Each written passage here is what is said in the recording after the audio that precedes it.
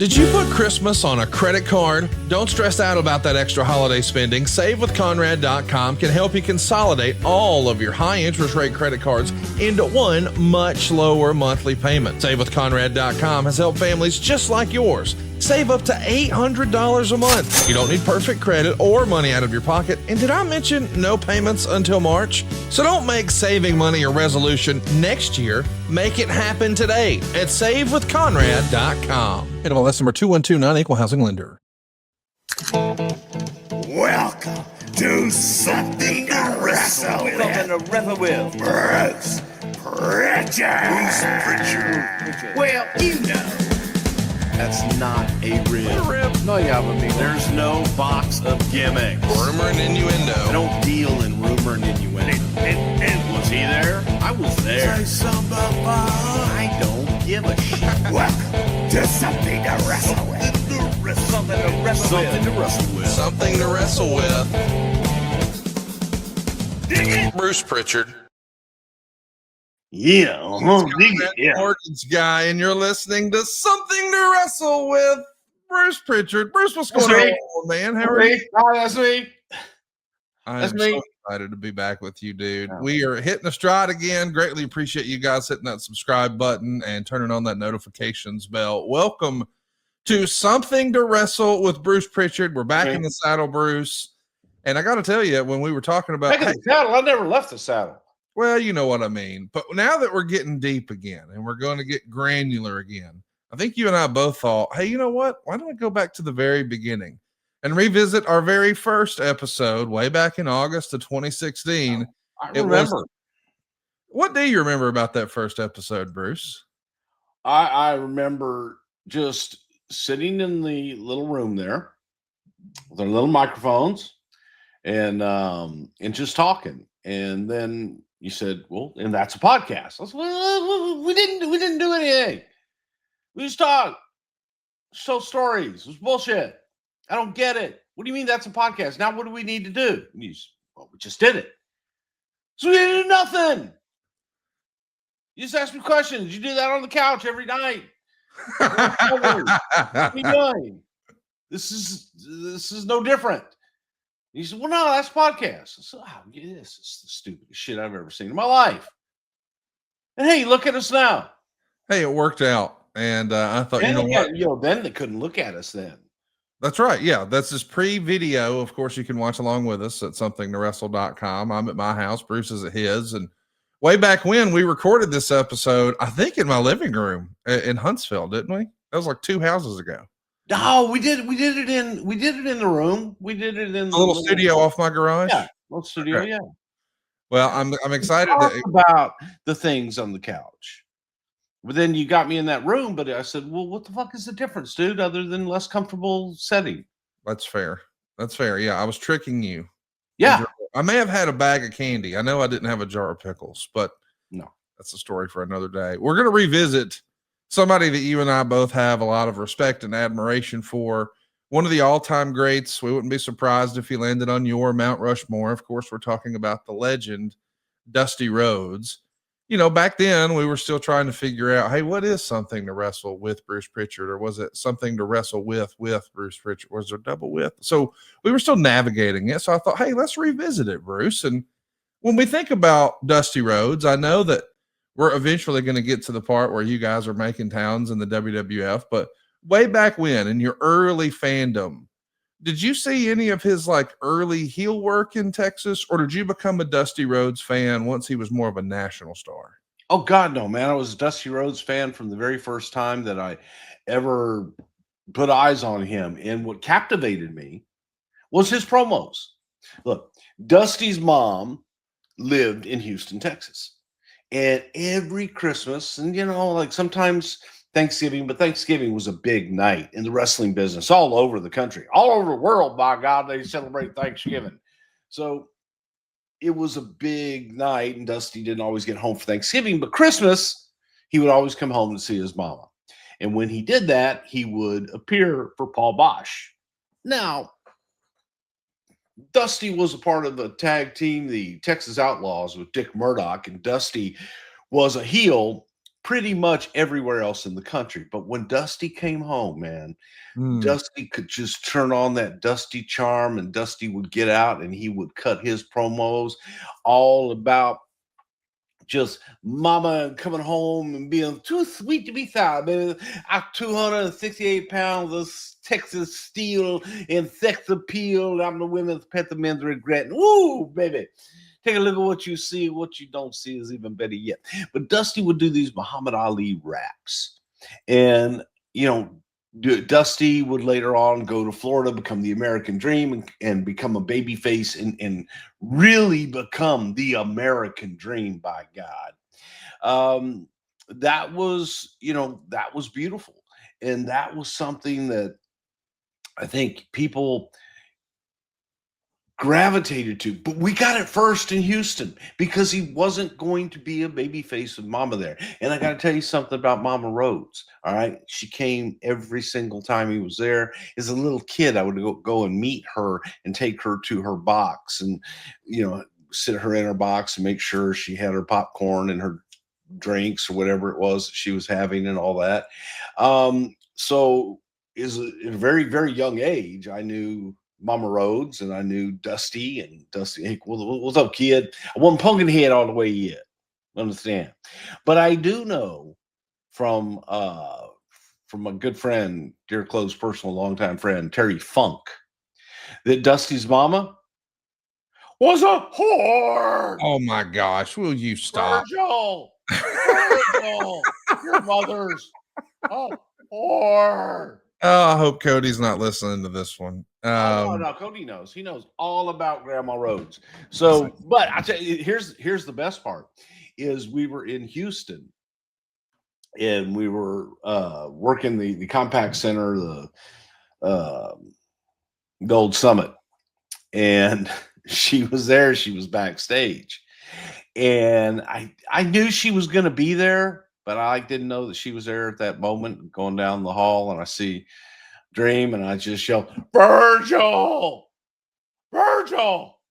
your mother's a whore. And he turns around, and there's Mama Rhodes. Oh my God. I thought she was gonna whoop my ass, but thank God she didn't. What year was that when you yelled and Mama Rhodes heard? When Dusty came in, probably 89, 90. Oh my God. My God. Did a shot in Houston and was there. So when you're Virgil, you want to meet my mom? So when you're a little kid and you're attending the matches on Christmas night, to never see called her a whore when I was a little kid. Never. Of course, but what wasn't era? aware yet. You stop. Was that the 60s? Was that the 70s? When was this? What?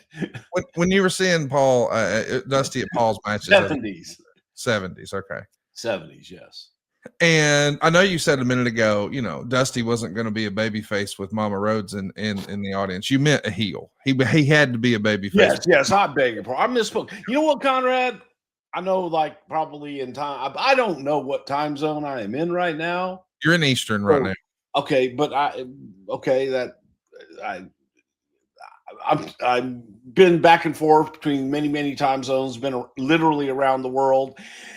And I'm just trying to catch up, man. I'm just trying to catch up. Now you're asking me about goddamn years and months and hours and things of that nature. When are we recording this? I don't know, but we're recording it before it airs. We're recording it before it airs. And at least a half hour after we thought we would. But that's at least a half hour, but that was just because I overslept. 100% my fault. I overslept. I did it. I just know. No, it's all good. It's all good. I just overslept. But I'm drinking my Prime Dream Orange. Oh, in honor of Dream Pop. It is amazing. Dream Pop. So Dream Pop. It's like a creamsicle. I got that. I mean, really, it's celebrating the American dream, and nobody got pops like him. So it makes sense that you're drinking the Dream Pop. They called him Dream Pop, baby. Big Dream Pop. And then they came on Road Warrior Pop. That's right underneath the Dream Pop. Hey, so we know Dusty's going to become a mega national star as a babyface. What do you think his ceiling would have been as a heel, like nationally, if he would have tried to make a serious heel run? I know he could have made anything work, but would he have achieved the same level of success, do you think, as a heel? I don't think so. And here's why: because the charisma that Dusty had, the aura that Dusty had, it was the type of babyface. It was a kick-ass babyface that could work with any heel in any territory at any time and make it mean something.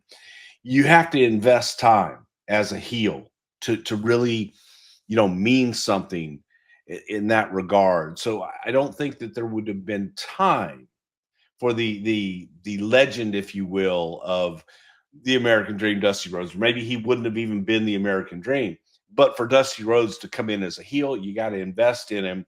And then when you do, what are you really getting out of it as a heel? Unless he were the champion. But, Dream as a babyface was a megastar that people just wanted to see. They just wanted to see him. They wanted to hear those promos. They wanted him in their town talking about their heel, talking about their town and being there and coming out of it and being able to say, St. Louis last night in the Kiel Auditorium, I whooped Charlie Race's ass. I took him up with one pillar and down the other post and whipped his ass so bad it was all funky like a monkey, and ain't nobody that ever saw Charlie Race pin my shoulders to the mat without a little help, had a little bit of them trunks, if you will, and that's the only way he was able to do it. So, man, I just wanted to hear that because I knew Dusty was going to come back and kick his ass, and Dusty always could come back and kick his ass as a babyface and get a win without hurting anybody. So one of the things, as Silva was just showing us at somethingwrestle.com, you could see the old pictures of Dusty, and we know in the 80s he would go on TBS and say something like, my belly's just a little big, my hiney's just a little big. But I think he was kind of deceptive in that looks can be deceiving, I guess, better said, because man, he could really move for a big guy. And you got to see some of that up close and personal. He was agile, right? Yeah. Think about it, man. Look, Dusty was a world-class athlete. Did he look like when you say, hey, this is a world-class athlete, what you think a world-class athlete should look like? Maybe not. However, Dusty had ungodly strength. Dusty had ungodly speed, and he was very good at what he did. He just looked different. And I dare say he was able to identify with more of the audience because of the way he looked. He didn't hide his misgivings, if you will. Like, yeah, I got a little bit of a belly. You want to see it? I got big ass splotch on the side of my belly right over here. I ain't covering up shit. And that is what made the people love him so much. He was unashamed of who he was. He was proud of who he was. And he lived it, man. That was, you didn't not believe what the Dream was telling you at the time. It may be ridiculous, but chances are it was probably true. Hey, I want to ask you, there were lots of other wrestlers that we were getting familiar with in the 70s, 80s, and I guess even early 90s. Bigger guys who could still move, like Adrian Adonis or Dick Murdoch or Buddy Rose types. Is there somebody out there these days who, at a glance, you may say, hey, that guy's not all that athletic, but then you actually see him and you're like, whoa, I was wrong. Is there a modern equivalent to that style of wrestler that we were very familiar with back then? Do those guys exist today in 2025? Yeah. Off the top of my head, first name comes to mind is like a Bronson Reed. He's a big guy. He can move. Yeah. He can move. You look at Jacob Fatu, you look at people like that are big men that move like a 200-pounder. Right.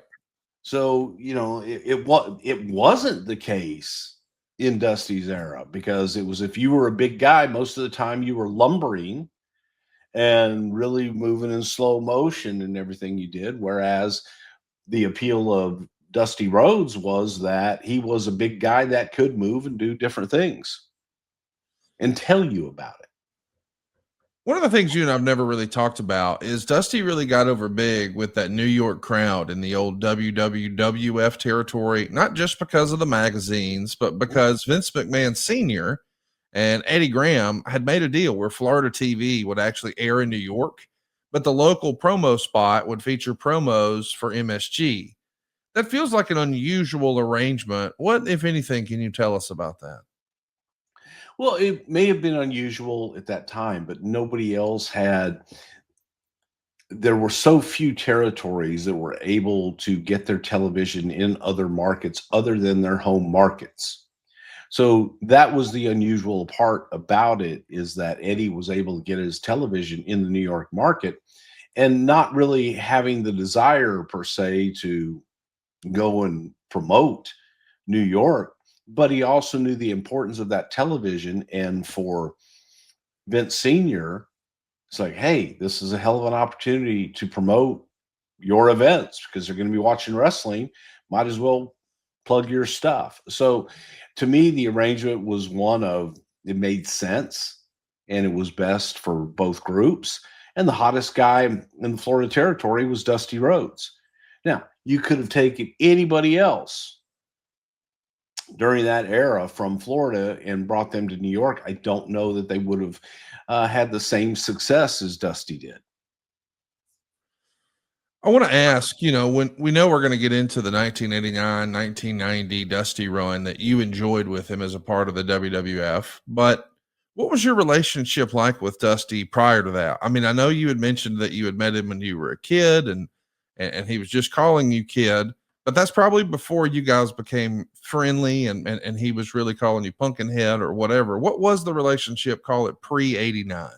Oh, it was all just business when Dusty would come through Texas and or come through Mid-South. I'd see him at the Superdome shows. If he came to Houston, we'd see him in Houston. But it wasn't friendly. He knew me only because I would always take care of his mother in Houston, and Houston was not, if Dusty were touring with Crockett or whatever, it wasn't one of their tours, Dusty would come in and do Houston. It was different. So he knew who I was from that, but we weren't friendly by any stretch of the imagination. It was just simply, hey, how you doing? Yeah, okay, good to see you. Everything all right? How's Paul doing? Okay, good. Yeah, baby, all right. I gotta go over here. I got titty to look at. It's like, what? I was just laughing. My bad. Yeah, I'm sorry. I was just recreating stories, and that was it. Then when he came into New York, that is where I was here, Bruce. Goddamn, he's yours. And sat under the learning tree. Let's talk about how that happened, because I think everybody listening to this by now knows that, of course, Jim Crockett Promotions is going to sell to Ted Turner. Ted Turner is going to make some sort of a loose deal with Jim Crockett Jr. that he's going to be able to still run wrestling operations. But very quickly, Jack Petrick assigns Mr. Hurd, and well, maybe Dusty starts to realize, I don't know if this is for me. They do that pretty controversial Road Warrior Spike angle. One thing leads to another, and Dusty is out as Booker, and now he's going to be sort of a man with no country. And very briefly, he goes back down and to Florida and tries to relive those Florida championship dreams from once upon a time in that Florida territory with Steve Kern and Mike Graham. What was the conversation like, if anything, with Vince or you about Dusty? Do you remember it ever coming up? Because it does feel like in different times in his career, when you hear a talent is now available and they've moved on from the old rival or the old competitor, you would want to reach out to them. Was there just lingering hard feelings, you think, between Dusty and Vince during that whole promotional war of the Crockett's and the NWA versus WWF? Why didn't he just immediately come to the WWF is what I'm striving at. I don't know that there were hard feelings at all, at any time, really. You go back and you look at the history of what happened with Dusty at the NWA or WCW, whatever it was called at the time, when Turner purchased the company and Dusty was the booker. Before that, there had been a power play with Dusty and Ric Flair, is who was going to have the book in Georgia and who was going to be the boss and what have you. And they were cutting cute little shoot style promos on TBS and things like that, and just talking about political power and who has the pencil, who has the eraser, whatever you want to do. And no jobs in front of 10,000 people or whatever. Yeah. So it was contentious at best. And Dusty, I think, was kind of flexing his muscles and seeing what he could and or could not get away with.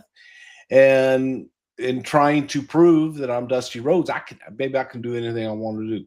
They need the American dream. They were told no blood because the first show, I think Heyman hit Cornette with a phone and they got all kinds of blood. Turner people said, yeah, no more blood. And Dusty went out and did the whole Spike gimmick and bled like a stuck pig. The brass Turner didn't like it. They gave him options. They said, look, here's your last day. You finish up at Starrcade, you move on, and it's I got stuff falling down all around me.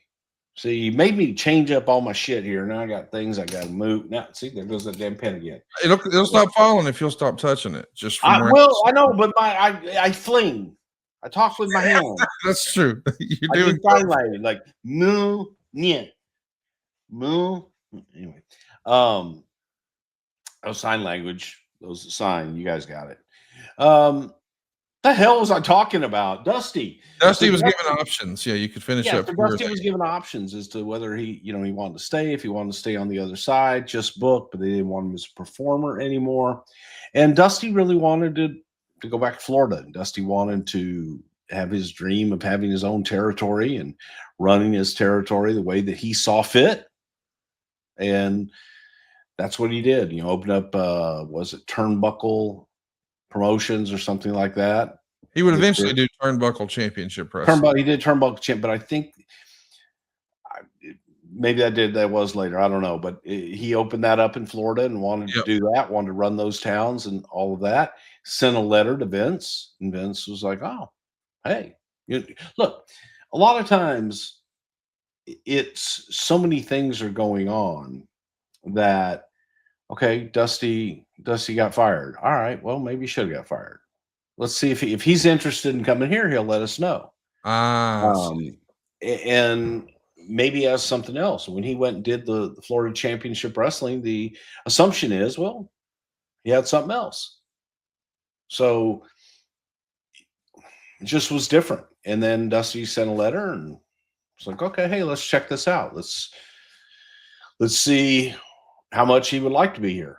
And then it was, you really want to come? Okay, great. And then we went from there. But it was, I'm pretty sure Dusty sent the letter to Vince and then he called him and said, what do you want to do? I want to fit in that chair right there. That one I'm looking at. I can't see all of it because you're in my chair. Hey, man, is it just me or did we all wake up one day and go to get out of bed and say, wait, why are my joints so stiff? Well, that happens naturally because starting in your mid-20s, your collagen production starts to naturally decline in your body. And that's where Bubs Naturals Collagen Peptides come in. Since I started taking Bubs Naturals Collagens, I'm feeling a little more pep in my step. It feels like I'm in my 20s again. You see, Bubs helps restore collagen levels closer to what your body naturally had in its youth, so your joints will feel stronger, your hair and nails will grow healthier, your skin will look smoother. Collagen is the most abundant protein, and it's often referred to as the glue that holds our bodies together.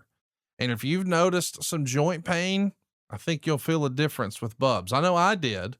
I've even had people remark that my hair and skin looks healthier. And I got to tell you, what I love best about Bubs is that there's no junk. I mean, there's no sugars, there's no sweeteners, there's no fillers. It's all third-party tested, so it's NSF certified for sport. It's Whole30 approved. It's clean. It's trustworthy. It's also sustainably sourced from grass-fed, pasture-raised cattle. It also mixes seamlessly. This will dissolve in your coffee, your water, or smoothie. It all happens without taste or clumps. They've got over 100,000 happy customers, and they were actually voted 2024's best collagen by health.com. Live better, longer. For a limited time only, our listeners are getting 20% off at Bubs Naturals by using the code WRESTLE at checkout. Just head on over to bubsnaturals.com and use the code WRESTLE, and you're all set. After you purchase, they're going to ask you how you heard about them. Please support our show and tell them we sent you. That's bubsnaturals.com and use the promo code WRESTLE. So Dusty sends a letter to Vince, and clearly Vince was a fan of Dusty. I mean, you've told us in other episodes, sure, years past, that in an alternate timeline, you know, Dusty would have been the guy getting that big national expansion run. And we even sort of imagined, and I'm sure Silva will have a visual representation of what it would look like to see on that original WrestleMania poster, you know, Dusty Rhodes standing next to Mr. T. But maybe Dusty just wasn't bought in on that vision back then. Do you think Vince maybe took that personally a little bit? No, I think, you know, look, hindsight's 2020. So Sure. I think there's a big part of Vince that says, thank God I went with Hogan. Right. Of course. Oh my God, what if I'd gone with Dusty? The unknown is a scary place sometimes. However, in the moment, man, Dusty was a shit. Dusty was the most charismatic guy out there, and Dusty could do it all. He had a look, he had a rap. There just wasn't. It was hard to find a negative with Dusty Rhodes. He was a national star. He was easily recognizable. He could fit in any situation that you wanted to put him in. That's the beauty of Dusty Rhodes. But Dusty went down. Vince sent him to the Hit Factory, the record production company there in New York City. And Dusty did that and then just ghosted everybody and like, yeah, you know, I can do all this on my own. I don't need to be. And what I mean by doing it all on his own, he wanted to be the man. He wanted to be the booker. He wanted to be the star. He wanted to be the owner. He wanted to be everything. Yeah. And that wasn't going to happen up here. So Dusty did his thing. Vince made the call and pulled the plug on Hogan. Pulled the trigger on Hogan, not the plug. Oh my God. Would have been bad. And Dusty went on and Dusty did his thing in the Carolinas to a smaller degree. And it was, I think, in many ways that Dusty regretted not taking that opportunity at the time. And I think that Vince kind of would wipe his brow saying, thank God I went with Hogan at the time.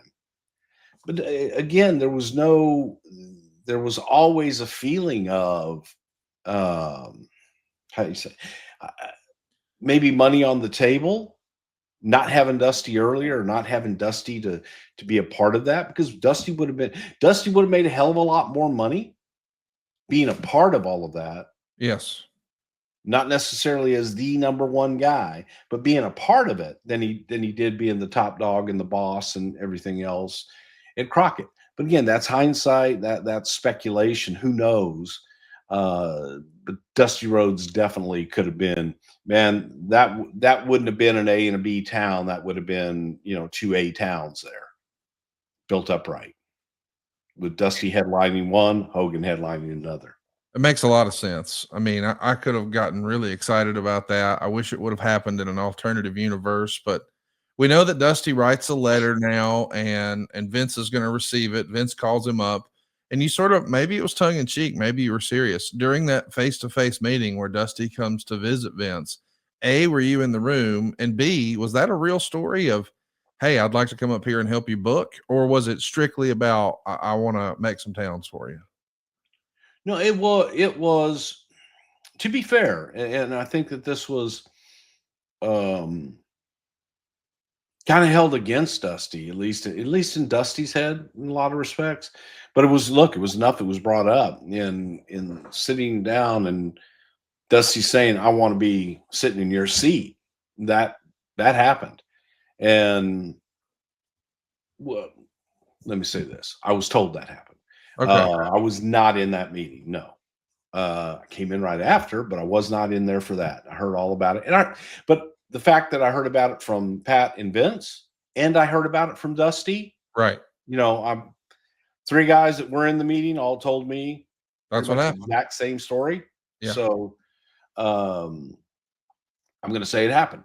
And that kind of, I think Vince probably felt like he should be thinking about how he's going to help us here contribute in the ring. And then Vince always thought, man, we can get there. We can get there, Dream, to having you work with us. But Vince also wanted it to be a part of a team, was never going to just hand the reins over to someone. Do you think, well, I shouldn't say, do you think, let me ask, when Crockett goes down and has to sell to Ted Turner, we learn years later that there was the company was failing. It was in the red. Of course, that's the only reason any of these territory owners sold. Do you think that Dusty felt any sort of blame or responsibility, or did Vince poke any blame and say, oh, well, it was Dusty's booking that allowed this to happen, or was that sort of thing? Or was that all just a separate issue and would not affect their relationship at all? Affect Vince's relationship with Dusty? Well, just the way he saw him as a potential booker. Like when something bad happens, and I'm not comparing Dusty Rhodes to Vince Russo, but like we know, it didn't go well for Vince Russo in WCW, and that sort of has followed him around ever since. And I'm wondering, didn't go well with Vince Russo anywhere. Okay. I mean, once he left WWE, which, again, the big stuff was Vince McMahon, but it didn't go well really for Vince Russo beyond that. Well, that's a separate conversation. Yeah. I'm really just trying to dive into, do you think Vince had any of that towards Dusty? No, I understand what you're asking, and I think that a lot of blame could be spread around on what happened with Jim Crockett Promotions. Of course. Look, Jim was not a great businessman by any stretch of the imagination. And Jim was he believed in Dusty, and he bought in. He also believed in Flair. Yep. And always didn't make decisions that would be best for business. He would make decisions based on emotion. Yep. And he would make, decisions just based on whoever he talked to last. So I don't think that you'll find many people that would tell you, boy, Jim Crockett was a great promoter and a great businessman.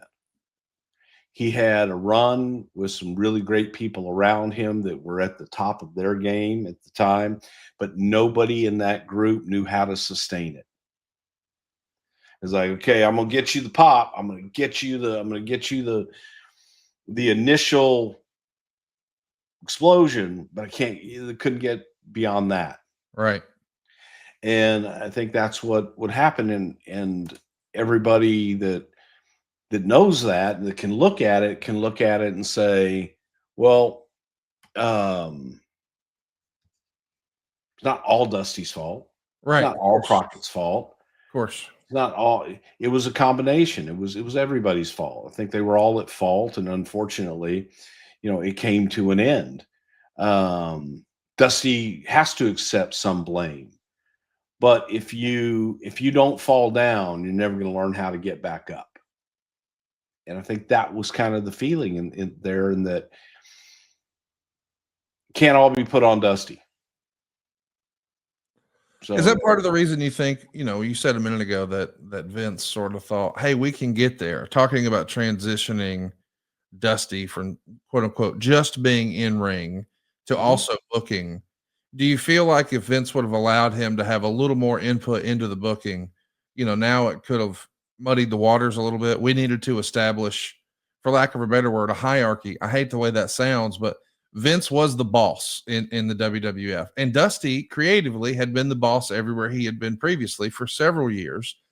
And we're going to have to establish like a new hierarchy here and make sure that Dusty can fit in the WWF. So let's try him first in the ring. Do you think that's part of Vince's thinking, if you had to guess?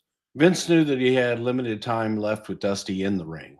I see. Okay. So you want to get the performer out of him. Yes.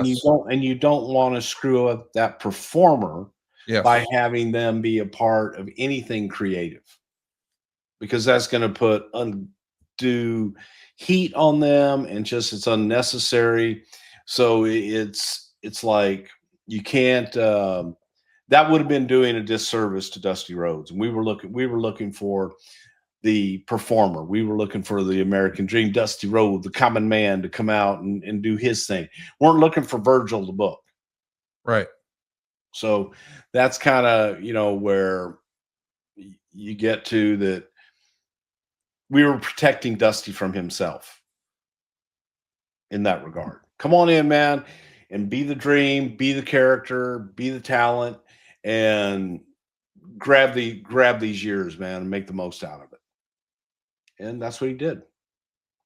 Of course, you gotta wonder, was that hard for the real life Dusty Rhodes to get comfortable with? Because he had been sort of battling creatively and representing and waving that JCP NWA flag against the WWF for the majority of the 80s. And now here we are in 1989, and he's writing a letter and going to see Vince. Do you think Dusty at any point felt like he was, quote unquote, bending the knee? Because at that point, he doesn't work for the other team, but once upon a time, it did feel like it was, Dusty versus Vince creatively. I mean, you guys had done, the $1 Million Man thing where his manservant is named Virgil, and you've created the one man gang character to now be Akeem, the African Dream, doing the dancing and so forth. And now he's coming to work for him. Did that take a little bit of swallowing of the pride from Dusty? Did he ever express that to you, or was it just business and this is the only logical next step? I think Dusty might have felt that way. Yeah.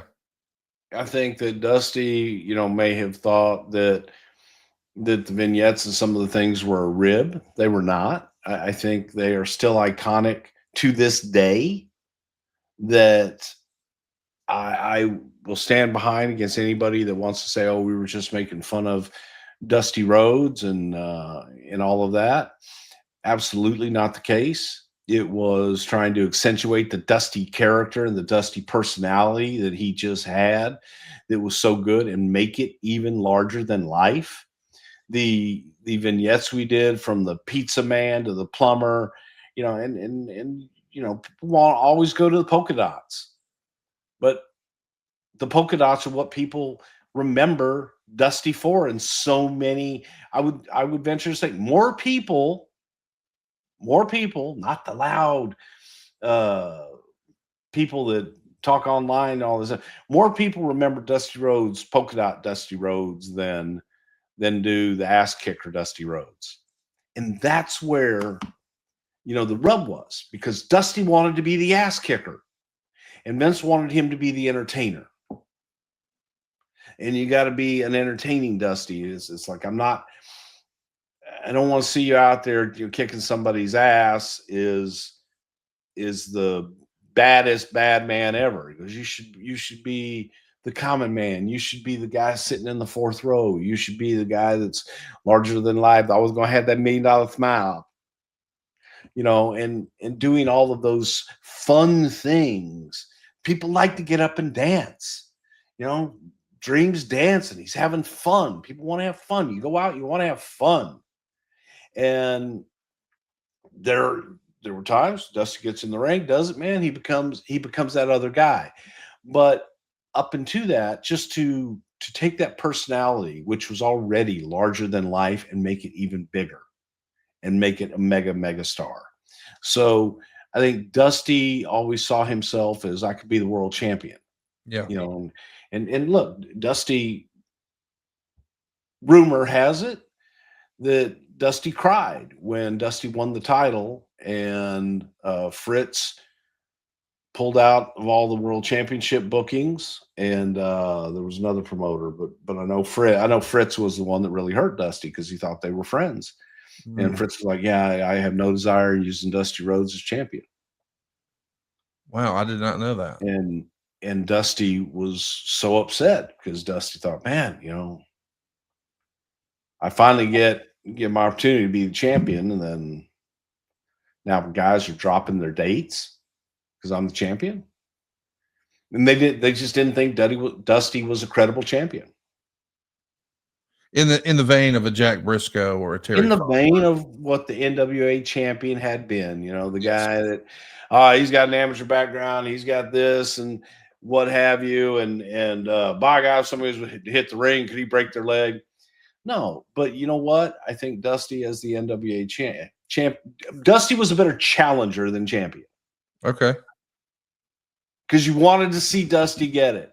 But Yes. then once he got it, it's like the dog that catches the car. Now what? I got you. Dusty was bigger than that. Dusty was a great challenger. Dusty was a mega star. Dusty did not need that title. He wanted it, but he didn't necessarily need it. All right, man, I got to tell you, this is maybe our best offer of the year from Stopbox USA, and it's just in time for the holidays, thinking about not just you, but that guy or gal in your life who owns a handgun for self-defense. But let me tell you, their storage likely fits into one of two pretty frustrating categories. It's either locked away, meaning it's safe, but it's out of reach in case of an emergency, or it's unsecured, which means you're leaving it vulnerable to anyone. Stopbox USA saw the problem and designed a groundbreaking solution. We call it the Stopbox Pro. And with the Stopbox Pro, you'll never have to choose between security and readiness again. Its ingenious push-button locking system gives you fast, reliable access when every second matters, without the hassle of keys or reliance on batteries. It's 100% mechanical, so it works every time, no power needed. And with the Stopbox USA, you can finally have both security and readiness. The Stopbox Pro's mechanical keyless system allows for fast, secure access without the risk of fumbling for keys when every second counts. It's also battery-free, so you never have to worry about your lock not working. And with the holidays coming up, there's never been a better time to upgrade your home security or give the peace of mind to someone you care about. Whether it's for your own nightstand or for a loved one who takes safety seriously, the Stopbox Pro delivers the perfect balance of both protection and preparedness. All these products are made right here in their own facility here in the USA, and the Stopbox Pro is even TSA compliant. Stopbox actually has you hooked up on a lot of great innovative products too. Things like the vehicle safe and chamber lock. Whatever you're looking for, all of their gear is designed to keep you prepared and protected. Whatever you're looking for, they got it at Stopbox. By the way, the holidays just got a lot safer and a whole lot more affordable. Right now, for a limited time only, our listeners are getting a crazy deal, really. Not only do you get 10% off your entire order when you use the code STW10 at stopboxusa.com, but they're also hooking you up with a buy one, get one free for their Stopbox Pro. That's right, 10% off and a free Stopbox Pro when you use the code STW10 at stopboxusa.com. That's stopboxusa.com, and the promo code is STW10. Let's talk about why you think he wanted it. I mean, I know this is predating your WWF experience with him, but why do you think Dusty wanted to be the champ? Was it because it was an acknowledgement that he was at the top of his game and he was the best in the industry, because it made the most money, because it just, it traveled well? What was his motivation, do you think, to being the world champion and it meaning so much? Ego. Okay. Very simple. It's ego. If you do not get into the business, if you are not becoming a professional wrestler to be the world champion and to be the man and to be the one that is drawing the money and paying everybody, then I don't know why the hell you're in the business. So Dusty, that was his mindset. He wanted to be the championship, recognizes that with a piece of leather and some tin on it. That says that guy's the best in the world, but that's a work. Yeah. The reality of it is a personality like the American Dream, Dusty Rhodes, could sell out with a personal issue. Yes. And do a lot more business than the title ever did. But Dusty, I think, wanted it for credibility, for his own ego. So he can say, I was an NWA World Heavyweight Champion. To me, that makes sense. Yeah. But it's hard when you're the boss to book yourself into that. Mm-hmm. Because now it really is ego, and people are going, what about me? What about me? What about me? And it's a difficult position to be in as well. Did anybody ever do that well? being an in-ring performer and booking and being the champion. Like, is there an example where it really worked historically? Wow. I can't think of one. I immediately go to the Sheik, and the Sheik built that town and killed that town with just doing everything the same way, but he was the champion and never lost and just beat the hell out of everybody and have 6-minute main events and things of that nature. But he was also the booker, and by God, that was his town, and he was going to book himself on top. But I think that's an example of killing it. Boy, Conrad, I'm stumped. I'm trying to think of someone that really ever did it successfully. When you were thinking about Dusty earlier, saying, "Hey, he wanted to do it all. He wanted to own it. He wanted to book it. He wanted to be the champion." Is that, he thought of himself like a Bill Watts, like a Vern Gagne, like a Sheik? Or is there another example that when you said Dusty kind of wanted it all, he thought, "Hey, I want to do what that guy's doing"? Does that guy exist? I would say I think that Vern and Watts are great examples, of wrestlers that still, were able to book. But hey, Watts, I don't think, Bill got it later on, especially when Bill became the owner, that he needed a booker that didn't work. Right. He saw that.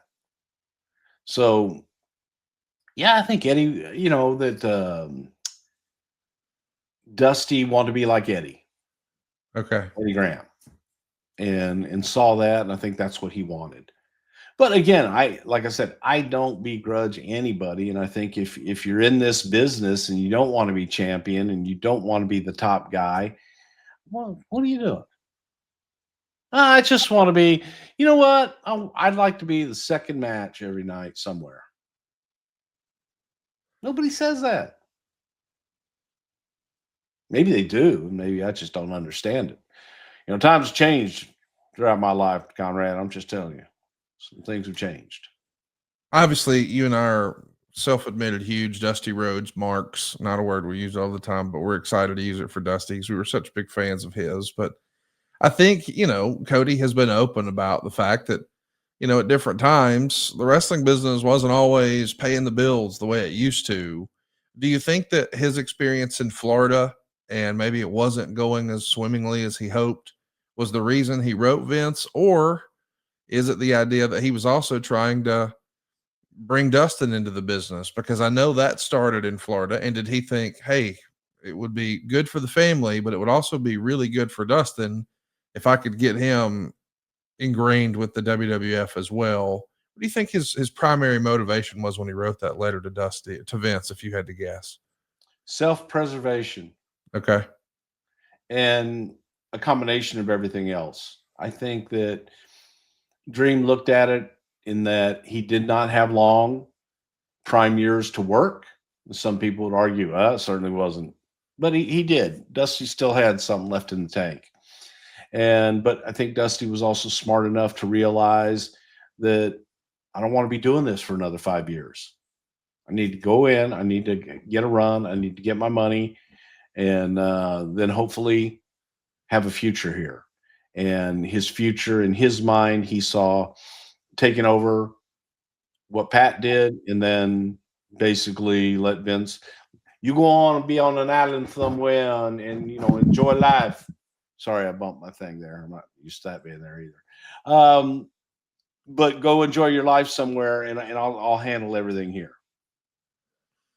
So we know that Dusty's going to come in, and he's actually going to make his debut on the house shows, believe it or not. He was a substitute for Jake the Snake Roberts against Jake's scheduled matches and announced and promoted matches against Ted DiBiase. And he's ridiculously over even before he ever appears on WWF TV. His second match for the company is at the Boston Garden, and longtime area fan and tape collector John McAdam once described it on his old website, quote, "I was at this show. It was supposed to be DiBiase versus Jake Roberts, but Jake was a no-show.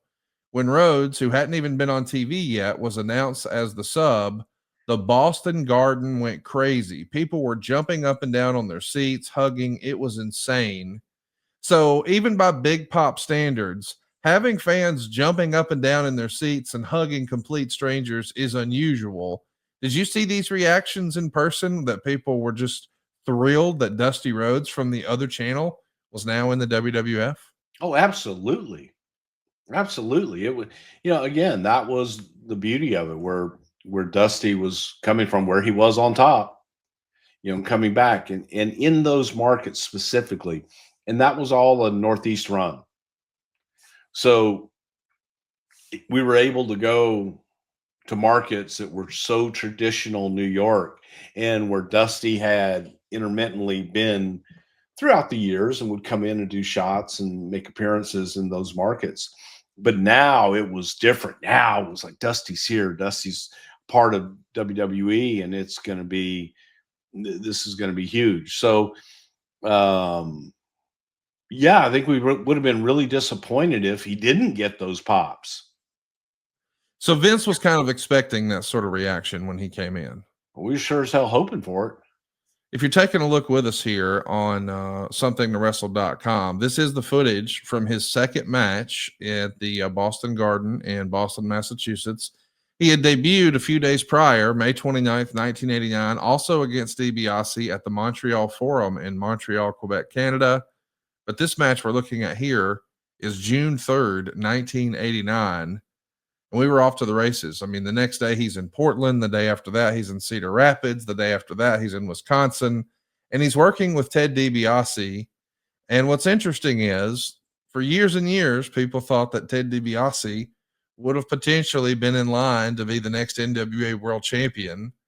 And we know he instead wound up working with Vince McMahon and the World Wrestling Federation. You're welcome. He's a top guy. What was their relationship like, talking about Dusty and DiBiase? Friendly. I don't know that they necessarily really had a good relationship until later in their career. But I think that their relationship was good. It was friendly and professional. I don't know they were best buddies, but they definitely worked well together and liked each other. So there was a definite respect factor there on both sides. I know some of our listeners are probably hearing me ask that question and wonder, who in the world could not like Dusty? That's a silly question. But Meltzer reported in The Observer around the same time that Dusty was coming in that there may have been some bad feelings amongst some of the other talent in the locker room, because let's not forget, Dusty had been a booker before. And some of those former colleagues in the locker room of the WWF may not have been thrilled he was here, to the point that allegedly, according to the rumor and innuendo, there was a memo sent out to talent to make sure they treated Dusty with the same respect they would any other peer. Do you remember something like that happening? Was there a memo to talent saying, hey, he's one of us now, you got to treat him accordingly, sort of deal? I don't know there was ever a memo to talent. I can't recall too many memos to talent outside of large events where we're sending out things about the event and what have you. I don't remember that. I have no idea if that ever happened or not. I know in the beginning, Dusty and I traveled together to try to just ease that a little bit. I said, wait a minute. I said, you want me to travel with him so he doesn't get heat? That's not the best idea. Yeah. I'm just saying that, it's may add to it. That's what you're looking for. I can do that. But no, it was just to kind of be there for him. And it was great for me, because I got to sit under the learning tree and just listen to and poke the bear and do. It was great. I got to know Dusty in ways that never thought, were possible. And he would really open up and really just come out and just be a wealth of information and just this beautiful human being that is Dusty Rhodes.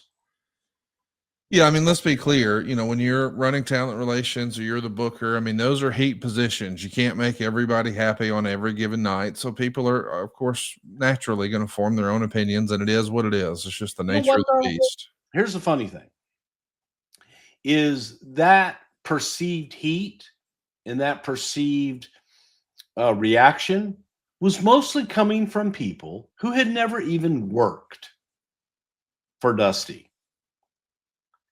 And that's what kind of it's like, come on, man. The guys that had worked with Dusty, we didn't have a whole lot of them per se. And most of it was guys, hearing, well, I heard this son of a bitch did this to my friend, or he did this, not gonna do that to me here. Like he's not gonna be booking guys. He's just coming in as a talent. That's all he's doing. Treat him just like you would whoever else is sitting next to you on the other side of you in the locker room. Do So you feel that was what was interesting about that. do you feel comfortable naming any names of people who weren't totally warmed up to the idea immediately, but then eventually did come around? God, man, it's hard to remember, but I do remember the scuttlebutt, the rumblings of, oh boy, Dusty coming, fuck him. Right. And then when you kind of dig down and analyze, go, well, you never even worked for him. Right. How do you know? So that was kind of different, if you will. So let's talk about, now that we've got him on the road, he's getting acclimated with the locker room. We didn't talk about this. We mentioned the talent. How was he with the agents? Who were the agents in, say, 89? Did he have a good relationship with those guys? Yeah, Lanza, Strongbow, Gurria, guys like that. And yeah, I think Dusty had a real good relationship with them. And again, I don't ever remember Dusty having an adversarial relationship with anybody when he was up here. He did his job, he did his gig. I was the only one he had an adversarial relationship with. Damn it! No. Let's talk about those vignettes. You referenced them earlier. I mean, they still stand out. People are still talking about them all these days later. You said the vision that Vince had sort of laid out was, you're the everyman, you're the common man. You could be in the fourth row. You're one of them. You're the man of the people. I get all that. That makes total sense. But how do we land on these individual, I guess we'll call it occupations, because he's doing sort of common man jobs. He's a pizza delivery man. He's a plumber. He's a garbage collector. He's a meat cutter at a butcher shop. He's a gas station attendant. He's a taco chef at a Mexican restaurant. Are these all your ideas, or who's coming up with these different ideas for these vignettes? And what can you tell us about the way these were put together? It's a combination. So we, came up obviously with the common man, and the fact that he's doing ordinary things with ordinary people, and people just accept him as one of their own. And then they realize, oh, aren't you? American Dream, Dusty Rhodes. So to that, it was let's put him in everyday situations, everyday scenarios. So he's delivering your pizza, and the guy delivering your pizza is the American Dream, Dusty Rhodes. And when you get to pizza, you walk away, aren't you? You need a plumber. He's the son of a plumber. So the plumber comes in, and he got the doo-doo in the toilet bowl there, and he cleaned it all out, makes it all shimmery and buffs it and everything. And he had to do I think it was a bypass 16 quadruple and bypass for your plumber with Nathan. You don't need to see that right now. And he was the plumber, man. You pull up to a gas station, and you have still had full service gas stations back then. He's the guy that greets you, say, hey, can I fill up your tank? And cleans your window and checks your oil and does everything for you. And as you drive away, it's like, hey, aren't you? And all those things, the butcher shop. But see, here's my favorite part about the Dusty vignettes. Everything was pretty much run and gun. The pizza stuff was done at Bobby Heenan's house. The plumber was done at Bobby Heenan's house. The stable where doo-doo is good for me and doo-doo is good for you. That was done at Bobby's stables, where his daughter rode horses. And then the meat market was me going into a meat market down the street from the studio and saying, hey, I'd like to shoot some stuff in here. You think you could do it? And blah, blah, blah. And all of a sudden, okay, sure, you can go. Old German butcher, man. He was a character in and of himself. There he is. And going in with a camera crew and just doing this. Dusty was too clean. So there was like a bunch of meat and stuff with all this just red, all the juice and everything in the bottom. I was a dream, you're too clean. And I take the thing and just dump the thing and smear the blood all over him. And all over is just everywhere so that he looked like a butcher, by God. And the gas station, we pulled up and said, hey, man, could we do this? Could we shoot this? And if any business does come in during that time, he'll fill the tank. He'll do everything, and all this stuff. If you don't mind us shooting it, we'll deal with people with releases and everything if they come in. And then we just shot it. We had our car. We had our makeup artist drive the car in, and she was the customer. And things were going on. Dusty was doing other cars and stuff and filling them up, when they would come up, and just stayed in character the whole time. The taco one, that was Tacos Guadalajara in Sanford. And that guy right there, that's John. He and his parents owned Tacos Guadalajara. It was a place Alfred Hayes and I ate lunch like every other 3 days or whatever. And so I knew, hey, John, want to be on TV? Sure. So we shot in there. And that's the simplisticness of it all, and getting there in the moment and being like, all right, what do we have here? What can we use? What can we do? All right, got that over there. We can do this. We can do that. And just boom, do it. Come up with the outline. Sometimes people can beat my profits here in the American Dream Butcher Shop, but you never can beat my meat. Little things like just stupid shit. Doo-doo's good for me and doo-doo is good for you. Simple. But you remember that stupid shit. And Dusty, after the first one, man, Dusty was Which one was first? Which one was first? The first one was Pizza Man. Okay. Let's show that picture again, because Dusty delivering pizza with a shirt it's a white Pizza t-shirt and it's got the sleeves cut off, and clearly you guys just wrote with a Sharpie pizza on it. This feels like the most ridiculous piece of the whole thing. Like, at least when he's doing the taco shop, he's got a logo on the shirt. This is hilarious to me. I don't know why, but it stands out. I made that shirt. Okay. I'm sure you're proud of it, but Lord. I am proud of it. He came in nice looking, white shirt and all this. No, it's not what you'd wear. It's Florida. It's 119 degrees here. Come on. Pizza. I got to know who you are. You pizza. Just said pizza. I'm your pizza man. That's who I am. This is before there was a big props department, I take it. It's just Bruce. I was the props department. Okay. So you said after he does the first one, which was pizza, I didn't mean to cut you off. What happened after he did the first Well, one? I think he was a little stiff, man, and it wasn't ringing true. So took a walk, and then he came back with a whole different attitude and embraced it. Talk to me about that. What do you mean took a walk? We took a walk. And Vince just explained to him that, man, you got to embrace this. This has to be you. You have to be this character. This is you. But when the red light comes on, you were trying to be something else.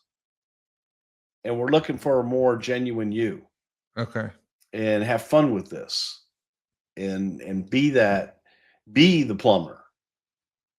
Be the pizza man. Be the butcher man. Be the gas man. Be the taco man. Be the garbage man. The garbage, we knew when they did the garbage. All right. So we stopped the truck. You're going to say, well, gosh, Bruce, you got him a uniform. That was one of the guys on the truck. So we stopped the truck. We have him do this. And all of a sudden, the guy says, well, you got to wear the uniform, man. Gave him the hat, gave him the shirt, which didn't quite fit. So just put it over his thing.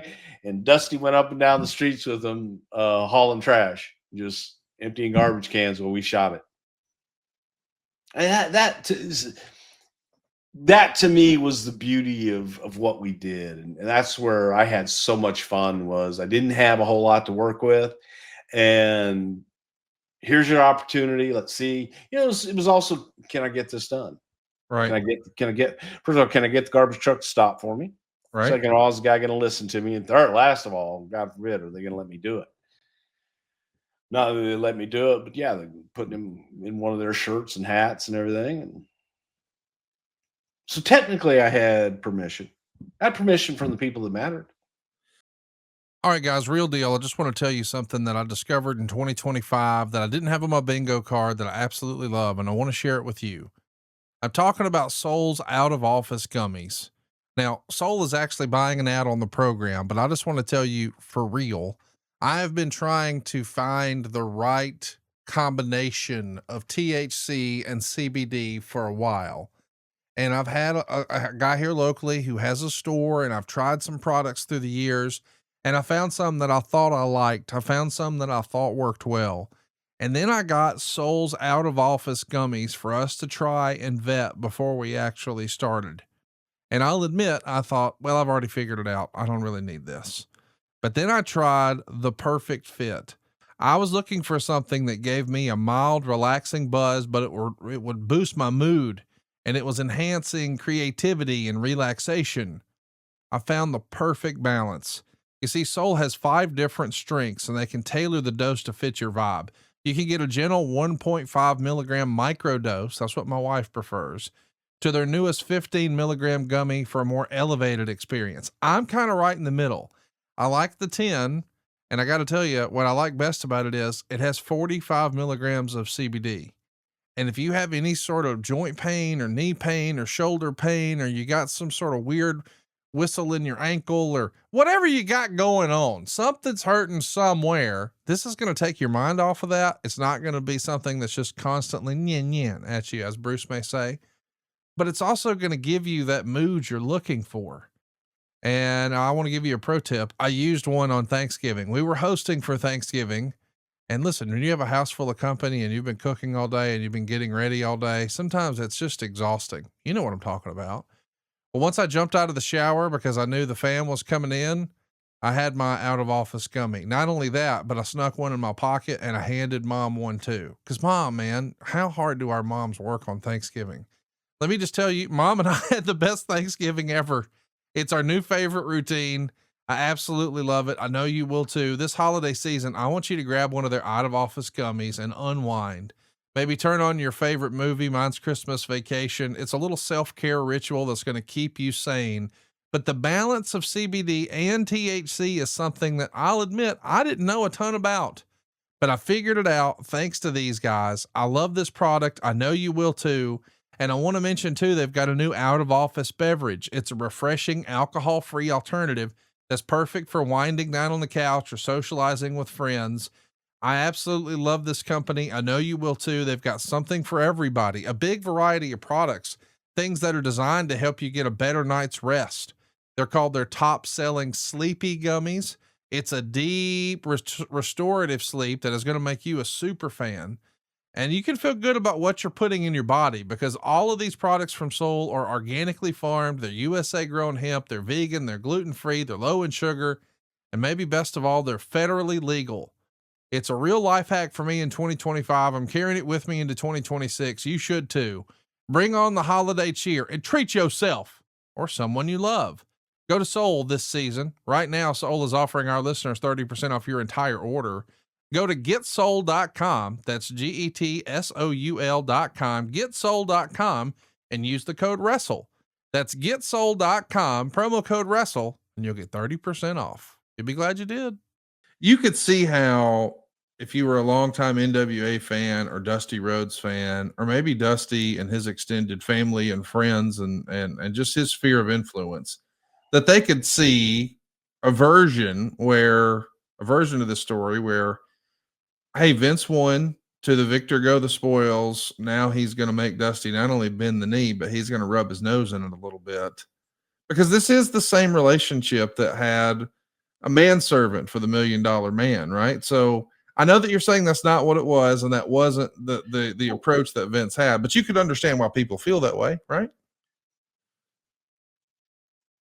Uneducated people, yes, and I think that, again, the larger audience never saw that because they didn't know who Dusty Rhodes was before, and to that I say, so we punished Dusty and humiliated Dusty to the extent of the best year he ever had in his entire wrestling career, Financially, dollar-wise. yeah. And I dare say exposure-wise as well.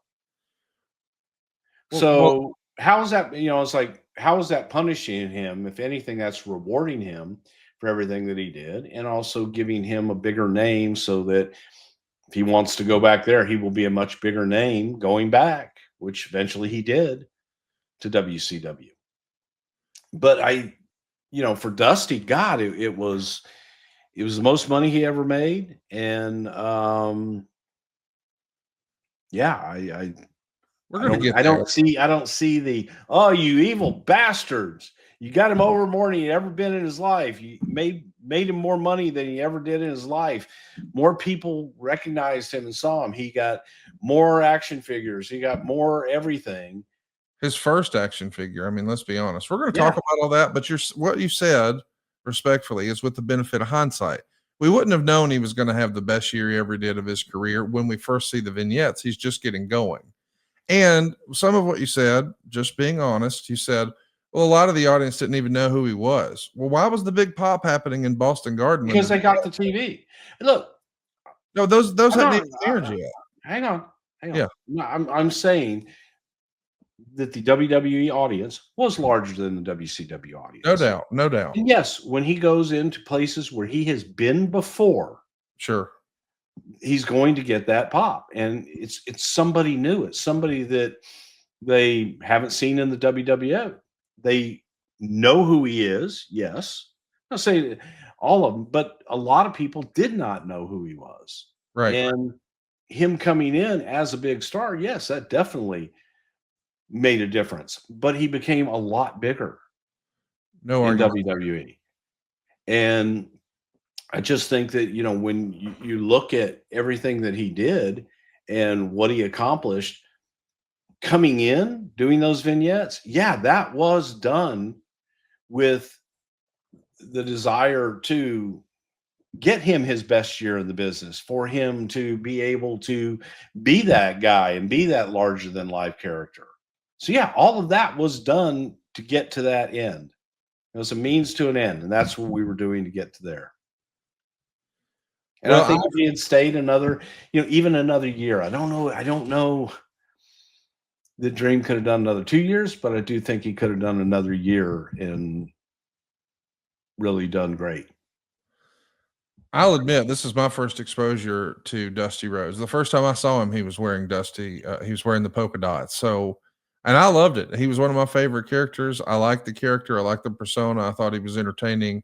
I had not seen the other stuff, so I was a fan of it. So it worked for me, but I don't think these vignettes worked for everyone. There's a little bit of controversy about the plumber one. I guess we'll call it fecal matter in the toilet scene. And I guess you mentioned earlier that was done at Bobby's house. So I want to ask you now, was that, since you've admitted you were the prop guy, was that working shit or was that shoot shit, Bruce? That was some of Florida's finest BBQ. But when it actually makes air, there's a little bit of an advertiser boycott.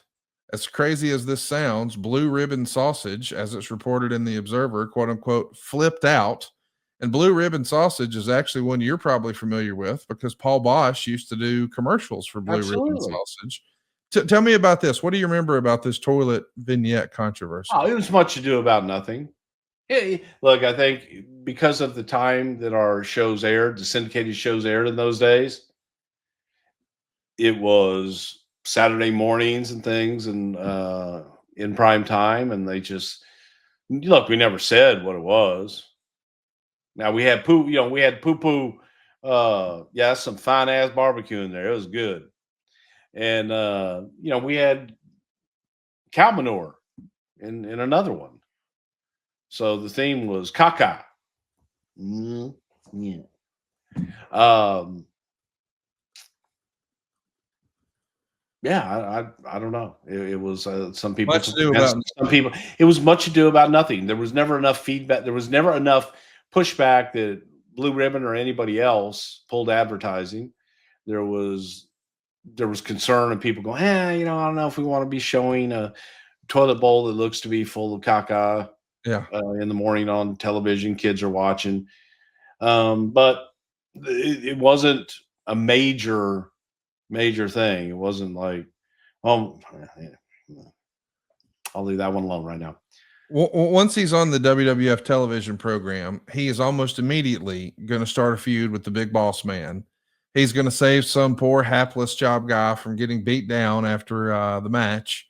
And he's going to steal the Boss Man's cap and nightstick in the process. It's a pretty setup for his very first WWF feud. And it does feel like Boss Man is maybe an obvious choice for a first opponent because he was actually the real life Big Bubba Rogers, was an enhancement guy doing jobs on the Atlanta TV on the old Superstation, when all of a sudden Dusty saw something in this guy when he took Tully's slingshot suplex and thought, hey, let's make him a heavy for Jim Cornette in the Midnight Express. And of course, it got over so well that he had opportunities in New York to work with Hulk Hogan. And now Dusty follows. Why was Boss Man the right choice for the first opponent? And what was their relationship like at that point? Well, I think Boss Man is a logical choice just from the characters and being able to take the common man, the American dream, and be able to lash out at a guy that uses his badge as power and beats up other people and is a bully. And Dusty's looking at it as, hey, bully me. I'm just a common man. Come on and bully me. You ain't going to bully the common man. You ain't going to bully me. And I'm going to step up and fight for him. So it was a nice little easy thing. And I think that the fact that they had chemistry, which they definitely did from before, yeah, that plays into it as well. We know that this feud is going to really work, and it's also going to allow us to introduce, really for the first time, Juanita Wright. And we know her better as Sapphire. And I think at the time, Juanita is 55. Is Dusty like 44 here? Does that make sense to you? Does that sound right? God, I don't even know. Yeah, he would have. Yeah, that's right. He would have been born in 45. So he's 44 here. Okay. So Sapphire is obviously an African American lady and 11 years his senior, but she actually had a little wrestling background once upon a time too, right? Yeah, she had worked in Kansas City and in that area is an extra as like something White Cloud or Native American deal. Yeah, it's written in the Observer, and I don't know if this is true or not, but again, the timeline is 1989. And when Sapphire makes her television debut, Dave Meltzer, according to the Observer, he would write that, quote, originally she was brought in to manage Zeus. Was there anything to that, or is that just a total bullshit rumor? It is like everything else in the Observer, totally Okay. made up, never even remotely discussed, in no way, shape, or form. Was only being brought in for Dusty when we were looking for a common woman to do a spot, and someone knowing Juanita from Kansas City. Who was that someone? Do you recall? Who was the connection? Terry Garvin. Okay, got it. So Terry knew Juanita, and she comes in. What did Dusty think of being paired with Sapphire? Did he get it? Was he on board, or did it take some convincing? I think he loved it at first. It was look, it was supposed to be a one-off, Okay. but she, man, Juanita just could steal the crowd's heart. So they saw that and they felt that and thought, oh my God, what if we had her at every TV? And then what if we put her on the road with him and at all the live events? And the audience ate it up, man. They loved her. When you take a look at that 1989 WWF roster, you know, you've got a lot of talent on there, but typically whenever you have an African-American talent, you know, they're few and far between. You had Zeus, he's a heel. You had Slick, he's a heel. You had Bad News Brown, he's a heel. You had Coco Beware, he's not a heel, but maybe not to the level of a star that a Dusty Rhodes is. But we know that so many members of the African American community who watched wrestling, man, they love Dusty. Like I can't tell you how many times. Yeah, absolutely. So it made sense to me that he would have an African American valet. If you know that, hey man, this guy's really over in the African American community, you need a way to have some sort of representation for that for Dusty visually here, right? Well, I think it was nice that she was. Sure. We were really looking for the right fit, and Juanita happened to be African American, Right. and it wasn't, oh, we need to have an African American and put him in there. That wasn't, it's never been the case. She happened to be African American, happened to be a talent, and happened to be someone that fit this role and played it to the hilt. And to this day, people still talk about Sweet Sapphire, and it was real because she was living her dream, just absolutely living her dream doing this. And it was, as an audience member, you felt it and you loved it. Yeah, it's pretty cool too that this is happening in '89. I do want to ask you, a little bit about the whole Sapphire thing. There's a pretty famous story that I think came out in a shoot interview with Dusty years later, where Juanita was getting paid and just didn't cash the checks for an extended period of time. Did you hear that story? Oh yeah. Well, can you relay that to us? She just didn't know what to do with the checks. She was getting all these checks and didn't know what to do with them. And told Dusty, what do you do with your checks? He says, you put them in the bank. You cash them. You put them in the bank. And then you buy things that you cannot afford with them. And you put that on what is called a credit card. No, anyway. But yeah, Dusty had to tell her, cash that. And she didn't know what to do. She'd always been paid cash, and she didn't know what to do with the checks. According to the rumor and innuendo, Bruce, that Juanita in real life was a member of the WFIA. Yeah. I think it also included you and your brother Tom. We've never talked about the WFIA before. Wrestling Fans International Association. Darla Staggs still does stuff with the Pro Wrestling Hall of Fame and Cauliflower Alley Club and everything. Yeah. Remember all of them.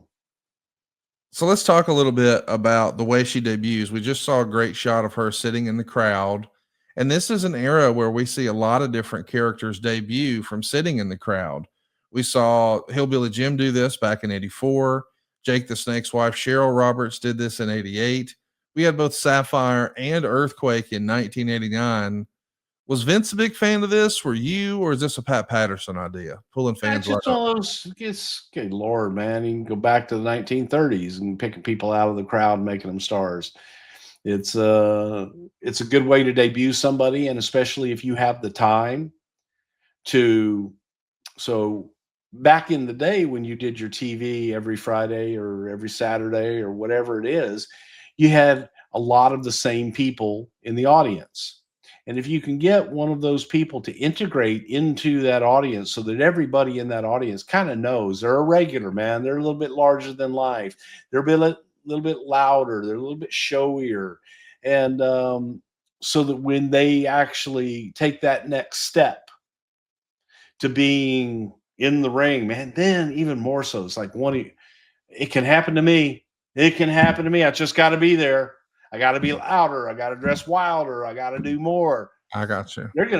That's me. I'm going to be a wrestler one day because I'm going to buy my ticket. I'm going to be right there in the front row, and I'm going to become a star, by God. I love that. Did you grow up in the 80s or 90s? Do you and your friends still talk in movie quotes like it's your own secret language? Then, buddy, grab a drink and let's get ready to rewind. I'm talking about the hilarious podcast, Be Kind, Let's Rewind. Think of it as your weekly nostalgia fix for all things TV, movies, music, and video games from the greatest decades ever.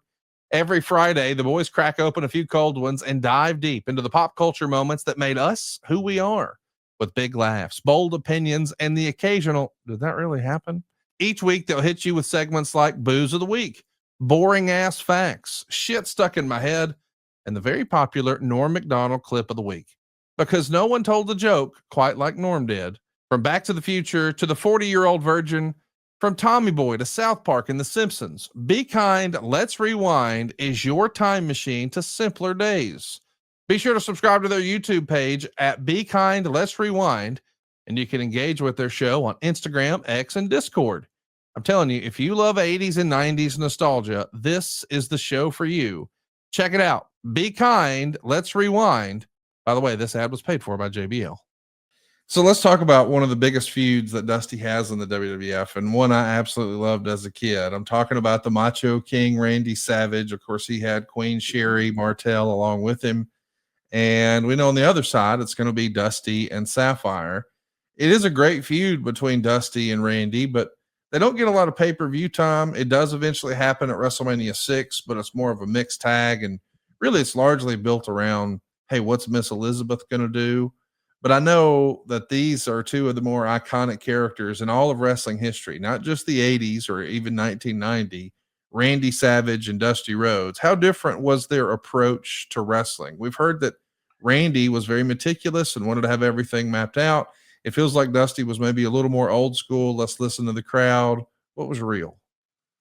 Well, what was real is that Randy had a great deal of respect for Dusty and felt that their first time together, Randy loved the idea of being in the ring with Dusty and loved Dusty. So a lot of deference was given to Dusty. And so I'll give you an example of when I got involved, and it was a mixed tag with Sherri and Savage against Dusty and Sapphire, with me and Elizabeth in the corners. And we built the whole match around essentially Dusty standing in the middle of the ring and Randy and I just feeding in for everything. He would literally stand in the middle of the ring with the elbow up. Come get it. And wherever you were, you ran and just ran head first right into that damn elbow. Because that's what you did. And we had so much fun doing this. The matches were a blast. We came back laughing and joking every night. And then Pat Patterson saw the match. And we were doing a double shot in Canada, and we do the shot at noon, and then we're going to go do the 7 o'clock shot. And so we ride with Pat. Randy and I rode with Pat. And Pat's like, I tell you, it stunk. And Randy and I are like, well, it was fucking great, man. We've been doing that every night. Blows the roof off the joint. I love it. It sucked. Randy, you are a former WWF champion. This fucking guy come in here, he bumping you here, bumping you there, you fly everywhere you do. Brother Love, what the fuck? Nobody touches you. But in this, he gets one. One. That's it. That's it. You gave him everything. My God, the best. We get to go to have a match with you and Dusty. You can't have the match. You gave him 2 matches. And so by the time we finish that trip, Randy and I are so depressed and discouraged. It's like, fuck, was it really that bad? And so we talk with Pat a little bit, and we kind of come up with a different match. And then Randy and I go off, Randy and I come up with a different layout theme for the match per se. And so we went back to Pat and we threw it by Pat. He says, I love it. Now that it's making everybody a star. You take care of him, but you take care of you. You have to take care of you. You're like, all right, yeah, fucking A. So Randy and I are all fucking bowed up, and we were in Toronto that night. We're all bowed up and we're ready to go. And we get there and gonna go in and tell Dusty and walk in the dressing room and go. Randy goes up and Virgil, Green, we need to talk to you. So we go in the shower and we're sitting there and Dusty's got his back against the wall, back up against the shower. And he said, listen, brother, there's going to be some changes around here tonight. We're going to start tonight. We're not going to do the same bullshit match we've been doing every night. No, we're going to change it up. We got some things we're going to change. Go ahead, brother love. Tell them what we're going to do. What? I thought you had this. You fucking walk in here. Well, yeah. First name Macho, last name King. Yeah. Go ahead, big boy. So now Dream looks at me and my eyes all big, and I lay out the match and give him the whole match. Dream's just standing there staring at us, back against the wall. And Savage is like, well, that's it. You good with that? Dream just looks at us both and goes, you know, right here, right now, and this him, kind of like somebody calling Babe Ruth into the shower and saying, Babe, tonight, here's how I want you to hit the ball. Savage says, well, babe, this is what we're doing tonight. Walks out. I'm standing there, Dusty, going, I'll see you in the ring. Only once, but I'll see you in the ring. And yeah, it was interesting. I think that would have been June of 1990 when that happens. You guys had a string of Do you matches. have what was the double shot? What was the town that day? Do you have that? Let me look and see if I can find it. I know that It was close. In Canada in June of 1990, you did New Brunswick, and then the next day you did Kitchener, Ohio, and then London, Ontario, and then Ottawa, Ontario. Back in May, you did one in Winnipeg, Manitoba. Yeah, I can't find the one with the double shot, but that does look like, it would have been like June of 90 when you were doing those back to back. We had a blast doing a Maritimes run in that little deal too. But that kind of summed up all their stuff. And again, we had so much fun working together. And then after we got the match laid out good, and then we did the rib with I can't get behind him and I can't hit him. And Cody now owes me $12,000 plus interest. Well, no, it's $12,500. That's with the interest. But it's accrue. It's more by the time he listens to this. Oh, by the time he listens to this, without a doubt, yeah, it was $5,000 then. Yeah. Oh, it's a lot more now with late fees and all that. Yeah. Oh, I say, look, man, he's a friend, so I'm trying not to. Oh, your brother Ray. I got you. Yeah, but still, there's got to be just inflation. Sure, is got it up to 12,500, something like that. You know what? Let's just go ahead. We want to give Cody the factual numbers. We don't want to bullshit him here. We want to give him the real data. And we know that was 1990, and we know that the year is 2025. Yeah. So it's $12,425.40. So hopefully, maybe he could settle up by the end of the year. Stay tuned. We'll see how that goes. Please, I mean, it's a friendly bet, but come on, I won. Yeah, maybe he could give you a watch this time. Yeah, we'll see. Hey, I want to ask, we know that he created Starrcade back when he was geniusing, and that really was the precursor for WrestleMania. That event, of course, happened in November of 83. And then by March of 85, WrestleMania is going to change the wrestling world forever when Dusty finds himself at the Sky Dome in Toronto and he's working with Randy Savage at his very first WrestleMania, did that feel like a big deal to Dusty, like it does to every other performer their first WrestleMania? Or for the Dream, was it just another day at the office? Yes, I think it was a big deal for Dusty. I think it was a huge deal for Dusty because it was WrestleMania and he was in a feature match with the former WWE champion. And yeah, I think it was a huge deal for Dream. The guys at True Classic started with a simple mission: to bring premium, comfortable clothing to the masses, because looking and feeling great shouldn't come with a designer price tag. And clearly, people agree. With over 25 million shirts sold to 5 million customers and more than 200,000 five-star reviews, True Classic has become a staple in closets everywhere. But this brand isn't just about fabric or fit. It's about confidence, about helping people show up every day feeling put together without trying too hard. That's what makes True Classic the perfect gift this holiday season. Whether you're shopping for your dad, your brother, your partner, or now even the women and kids in your life, True Classic has something for everyone. The same premium comfort and perfect fit that built the brand are now available for the whole family. These pieces fit where they should, they feel incredible, and they don't break the bank. You get that tailored look without sacrificing comfort or blowing your holiday budget.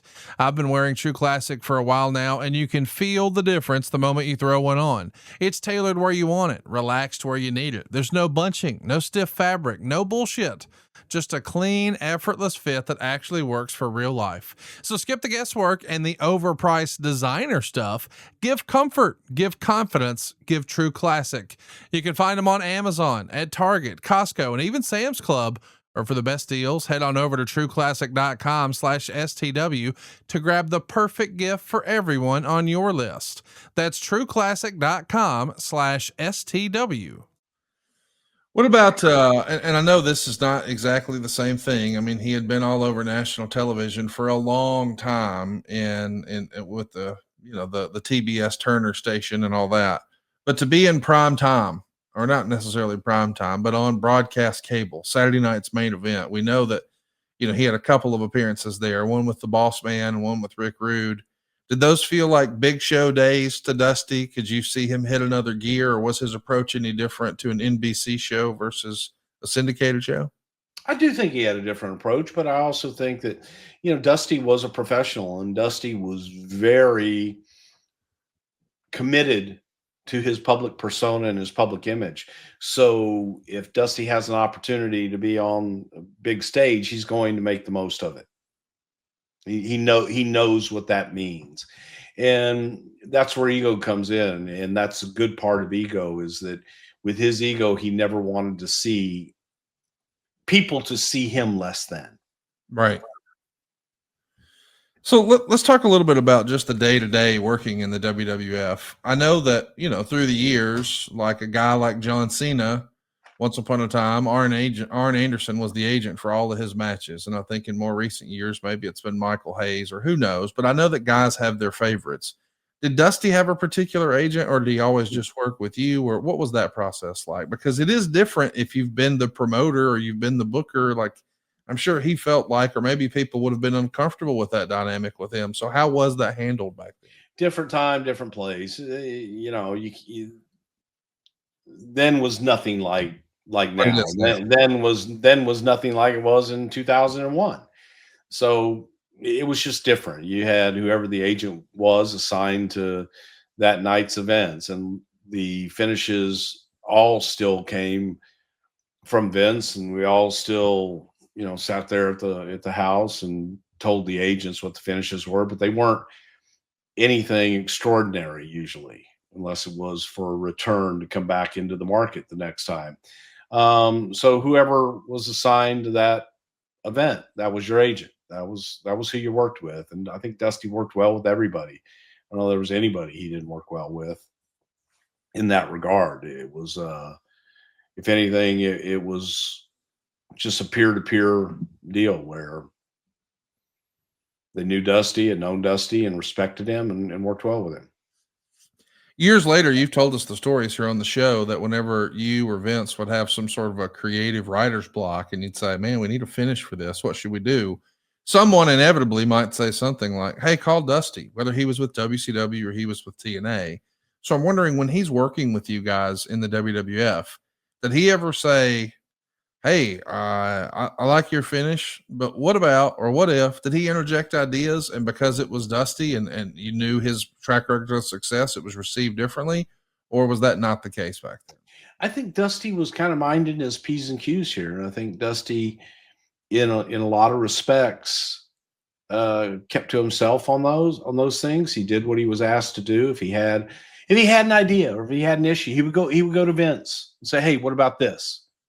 I don't know that happened a whole lot.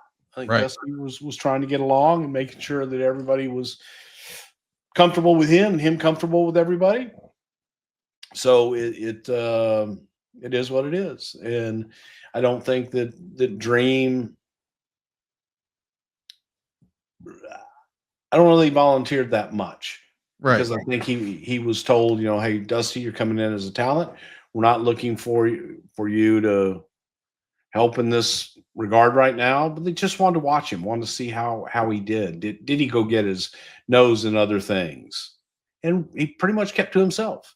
Now, with me on the road, we talked about all that shit. Yeah. But it was not like talking to one of the boys and telling one of the boys what should or shouldn't happen. He was telling me because he knew that, well, that was my role in some regards on the TV side, and would think, okay. And I would pepper him for shit. I would ask him things. I wanted to hear what his opinion was, and Vince did too. Do you remember in that era, I'm saying 89, 90, was there an idea that we fans saw play out on TV that may have actually, even though maybe you're the one who pitched it to Vince, maybe it was originally Dusty's idea and then you and Vince worked on it together, and what we saw is what we saw? But was there an idea, an angle, a storyline, a match, or something like that really was Dusty's brainchild? Nothing off the top of my head. And I say that again because Dusty pretty much minded his P's and Q's. Yeah. And didn't feel that without the blessing and without the, hey, Dream, you're the guy, that he should keep his mouth closed. So I think he respected that, and he didn't say a whole lot. I do want to ask you, we talked about, were there any guys in the locker room who maybe had hard feelings about potentially working with Dusty? Let's go the other direction. Were there any young guys who grew up watching Dusty and were big fans, and they were sort of enamored with him and just wanted to buddy up and sit under his learning tree? Brother Love.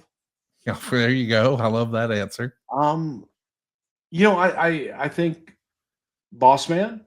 Yeah, I think Boss Man was really happy to have Dusty there and liked Dusty a lot.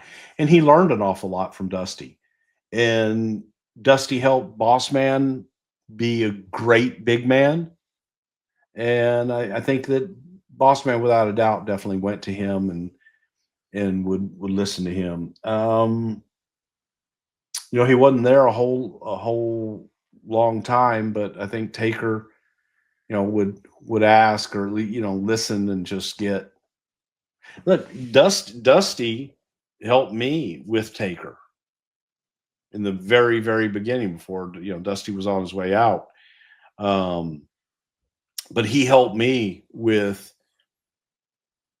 make him different, keep him different, keep him unique. Don't let him do all of his stuff. Every single match, the guys had their TV matches, which was the exact same match every time they worked on TV. There was no variance. There was no change. We changed all the Taker stuff. You didn't see the same TV match all the time. And I would, write down everything that we did in every match and try not to repeat all of it. There were certain things. Obviously, the finish was the finish. But we tried to go into it in different ways. We didn't do old school every TV. We didn't do the big flying clothesline every week. We changed it up so that when you saw Undertaker, you didn't just see one match. And believe it or not, that was that was a lot of Dusty just in general. And I think he would give in general feedback that you could apply to anybody and where it fits. All right. So imagine you wake up tomorrow and Ric Flair's your father-in-law. Let me just tell you, it's not as exciting as you may imagine, but for real, let me just go ahead and throw out there. What do you get the guy who has everything? You got to have something that's emotional, because it's not like you're going to be able to go buy something he doesn't already have or want. Like anything he wants, he's already got. And I guarantee you know somebody like that in your life. But what's the one thing they can't buy? And that's more time with their family. That's why I think Aura Frame is the absolute perfect go-to gift, especially this time of year. If you've ever been on one of those frantic Christmas Eve shopping runs, you know what I'm talking about. But here's how easy it is to give the gift of family with an Aura Frame. You can upload unlimited photos and video. Just download the Aura app, and as long as you're connected to Wi-Fi, bam, you're sharing in real time what's going on with your life with a family member who lives a long way off. You can even preload the photos before it ships, so you can keep adding it from anywhere, anytime. You can even personalize your gift. That's right. Add a message before it arrives to whoever that special someone is. But from now on, you'll be able to share photos and videos effortlessly straight from your phone all year round, not just around the holidays, but it even comes in a really cool gift box. It's all included. I absolutely love this product. I know you will too. And if you're looking for a thoughtful gift, something that's meaningful and personable, man, I just want you to know you can't wrap togetherness, but you can darn sure frame it. Thanks to Aura Frames. Right now, for a limited time, you can save on the perfect gift by visiting auraframes.com. You'll get $35 off Aura's best-selling Carver matte frames. It was just named #1 by Wirecutter. Just use the promo code WRESTLE at checkout. That's auraframes.com with the promo code WRESTLE. This deal is exclusive to listeners, and the frames will sell out fast, so order yours now to get it in time for the holidays. Support the show by mentioning us at checkout. Terms and conditions apply. One more time, go to auraframes.com, AURA frames.com, and use that promo code WRESTLE. Let's talk a little bit more about Sapphire. She's going to go away for a bit, and then when she returns, along with Dusty, all of a sudden on TV, we see someone is sending her these expensive gifts. Naturally, of course, as you may imagine, this turns out to be the $1 Million Man, Ted DiBiase. He's going to try to seduce sweet Sapphire with the lure of some money, and she's on TV with Ted DiBiase almost as like his second manager, along with Virgil, but that only lasts for one TV taping. And then she finishes up.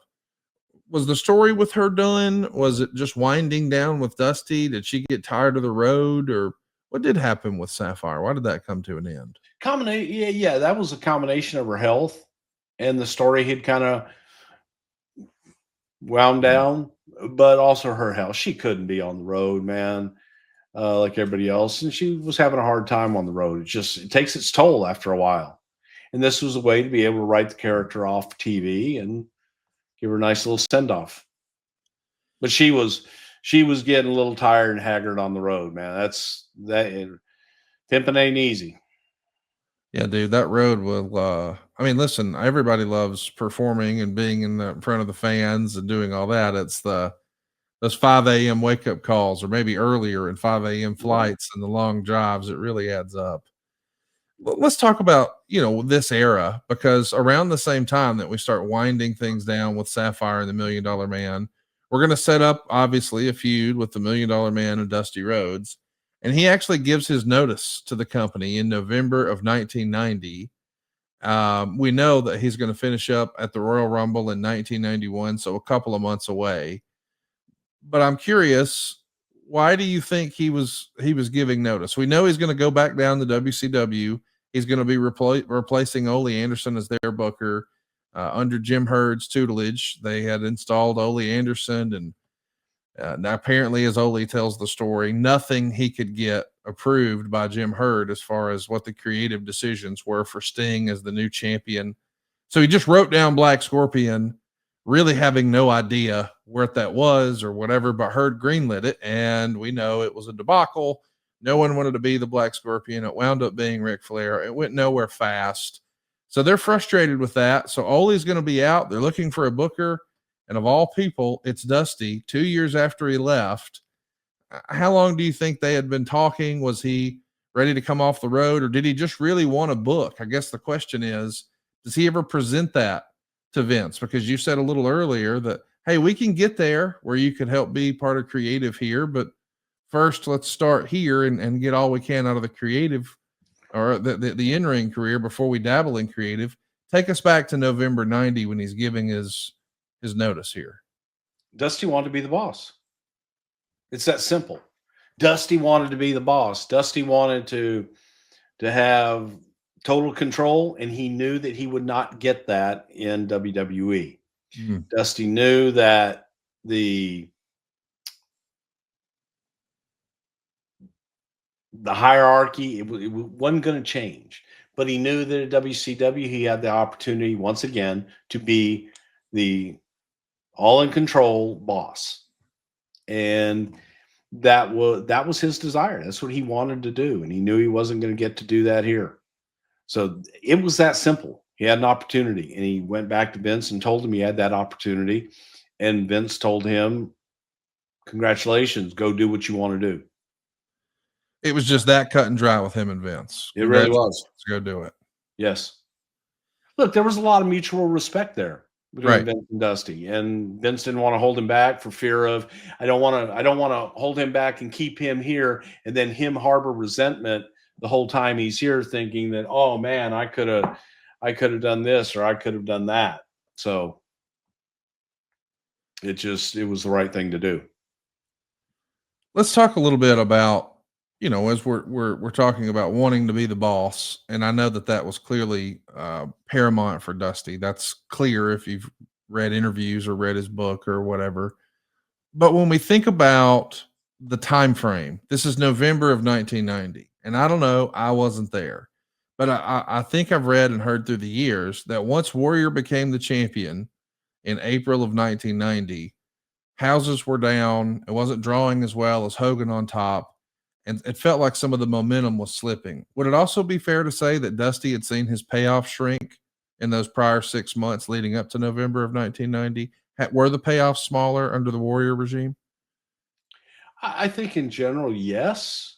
But also during that time, Dusty was the other half of those. I don't know how many cards Dusty was on of Warrior cards where, Dusty was on with him headlining. And again,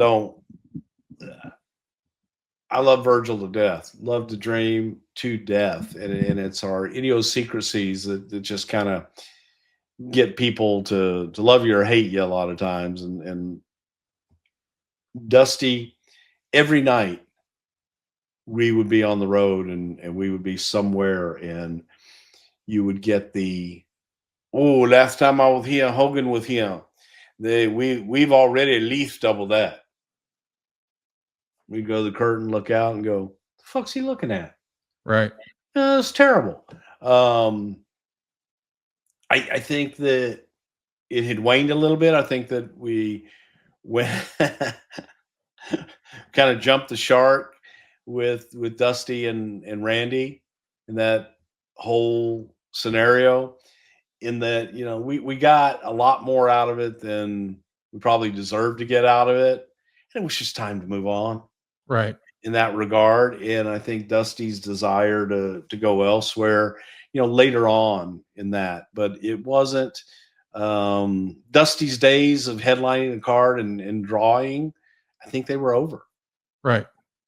But him being a part of a package and being the American dream, the common man, and doing all of that, I did not think was over. And I thought that was still all there.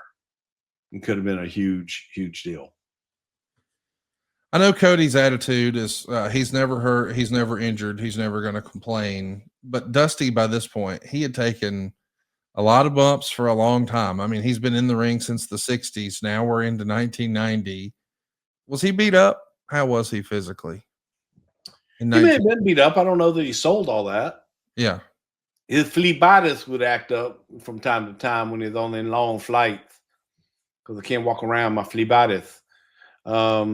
But I think I'm sure the toll of running as hard as we ran in those days, traveling every day on a different flight, going from town to town, and just working every night and getting in late and getting up early and going to the next town and finishing up in Chicago, flying to Alaska. It just A it lot. takes its toll. It takes its toll no matter how old you are.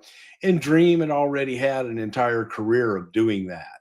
Yes. And it was, man, it just starts to get to the point where you need to slow down. And I think Dream felt that need. You got to scratch that itch. And he wanted to be the boss.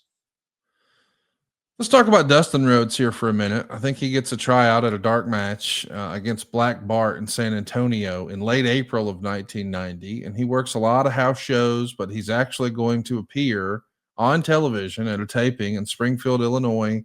It's filmed on October 9th, 1990. And this is the 10-minute challenge where it's Dustin Rhodes and Ted DiBiase.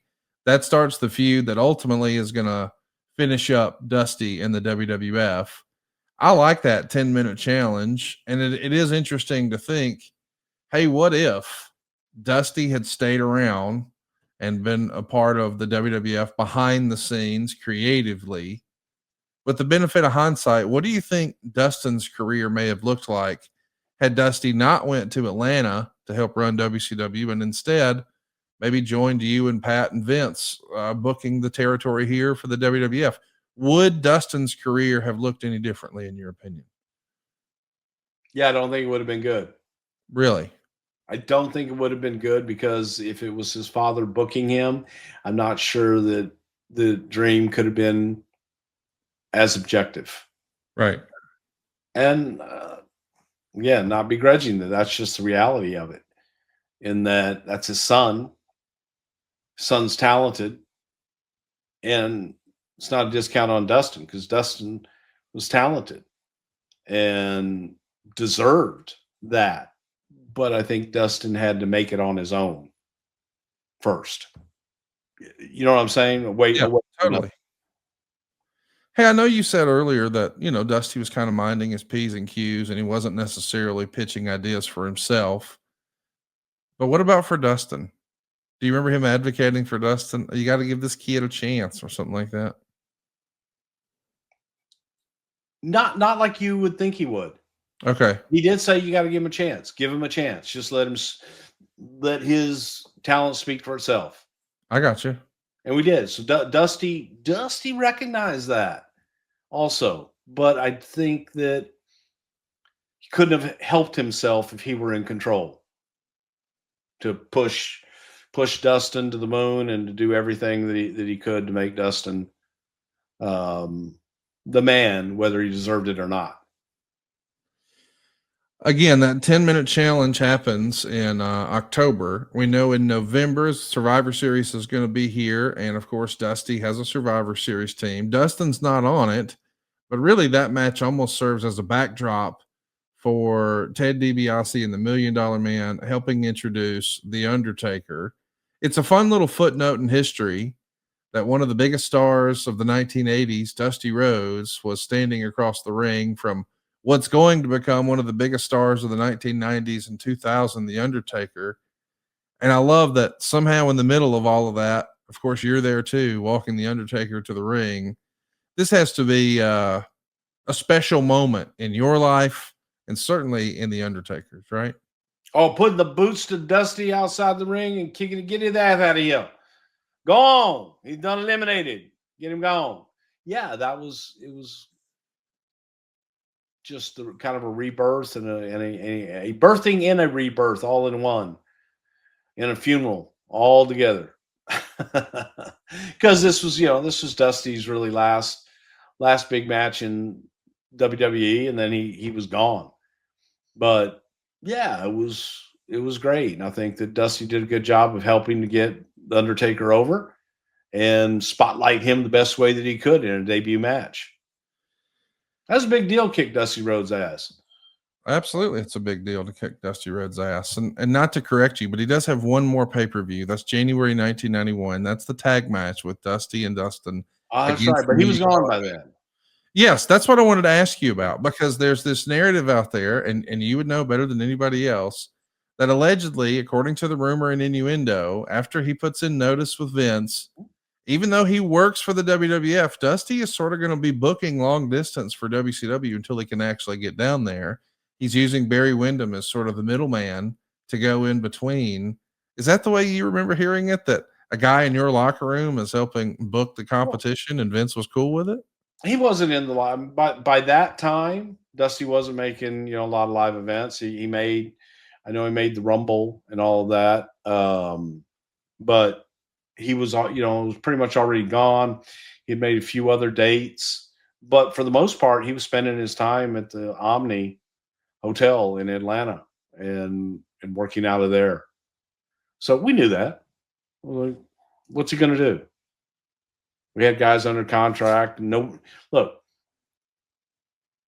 it was just business at that point in time. And Dusty knew better than to be in there and try and recruiting guys and things of that nature. So it worked.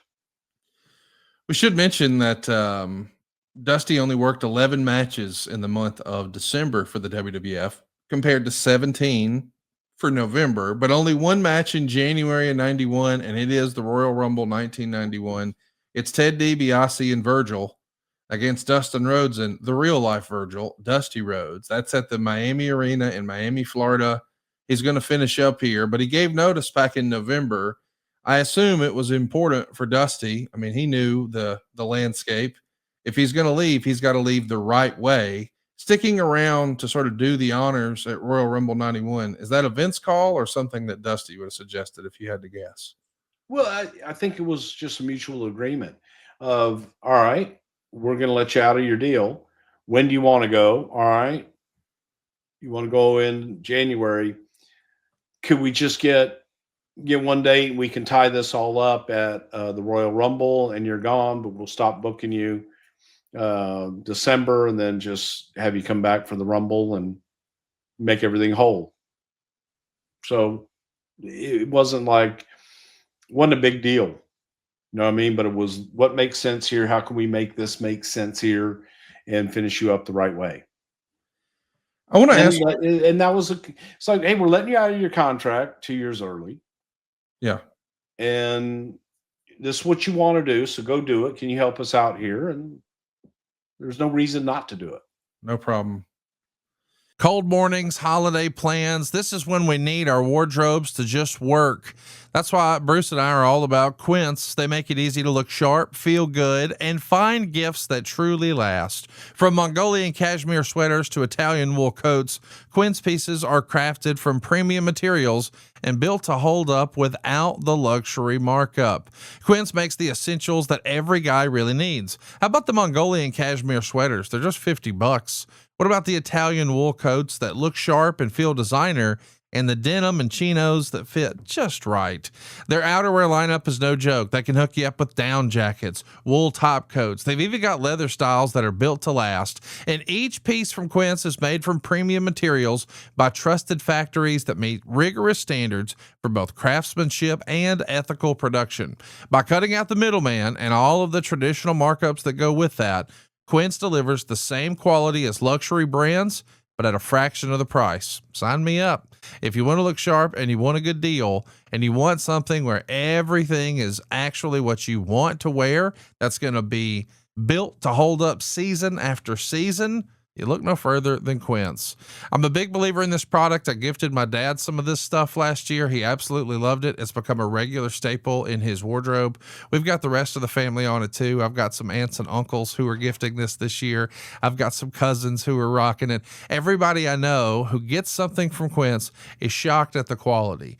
It feels like it should cost a whole lot more. They assume it does until they go stock up and they're like, damn, I need to order some more. Everybody's in love with Quince, and you will be too. Get your wardrobe sorted and your gift list handled with Quince.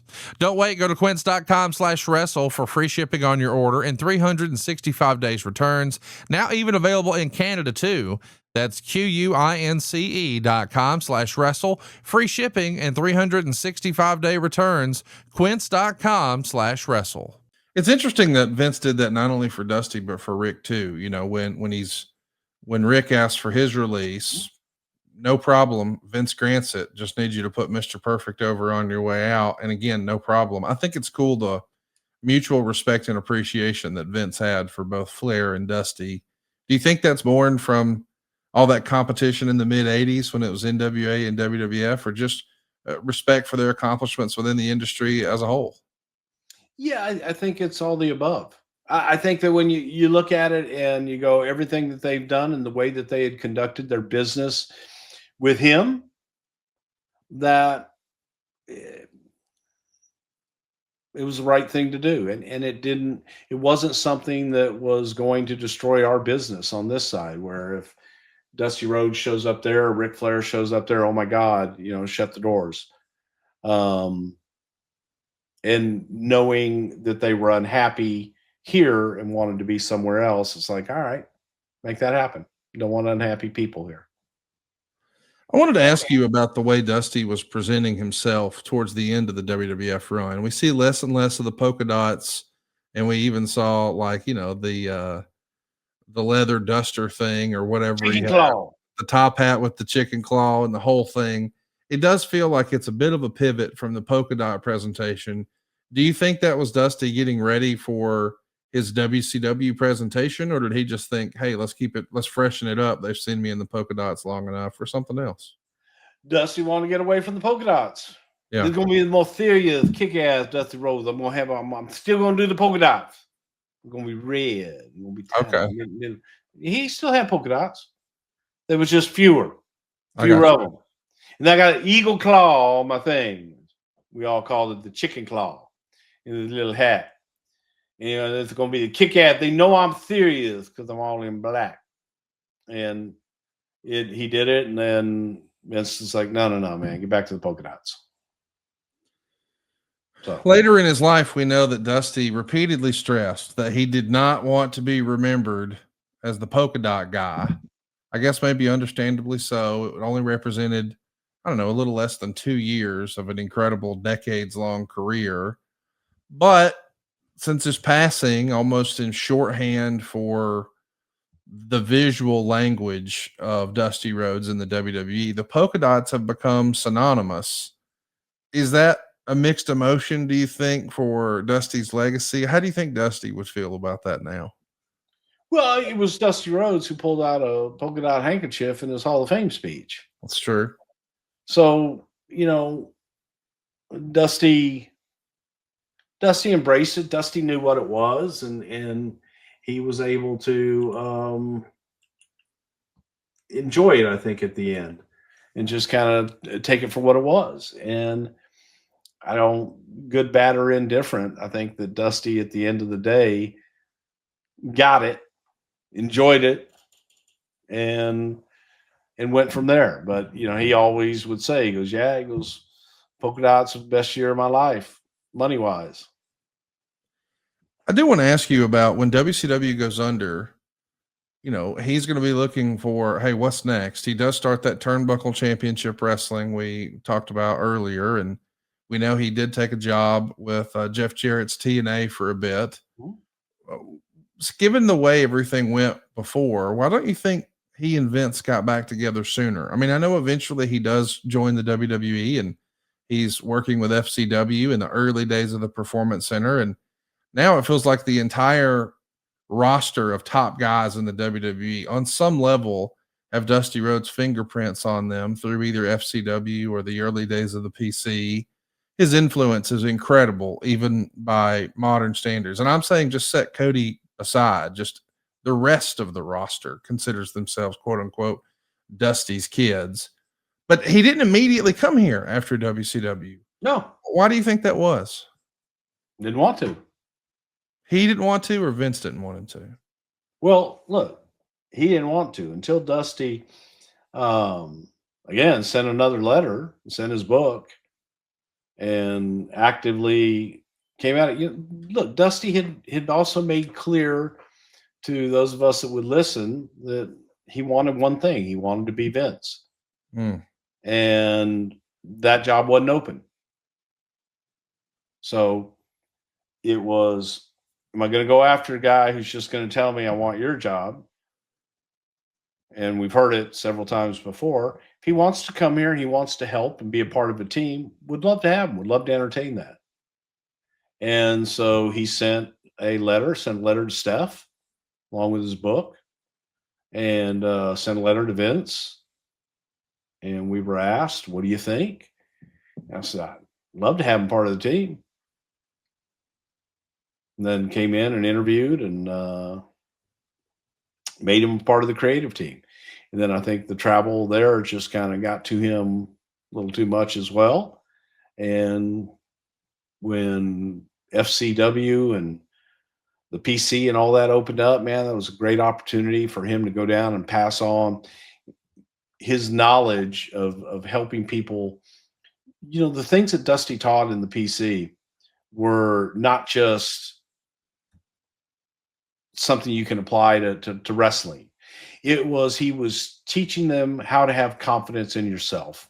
He was teaching them how to take a negative and make a positive out of it. He was teaching them life lessons in general that would help, whether you were trying to become an accountant or a lawyer or a football player or a car washer, whatever it was. He was teaching them life lessons.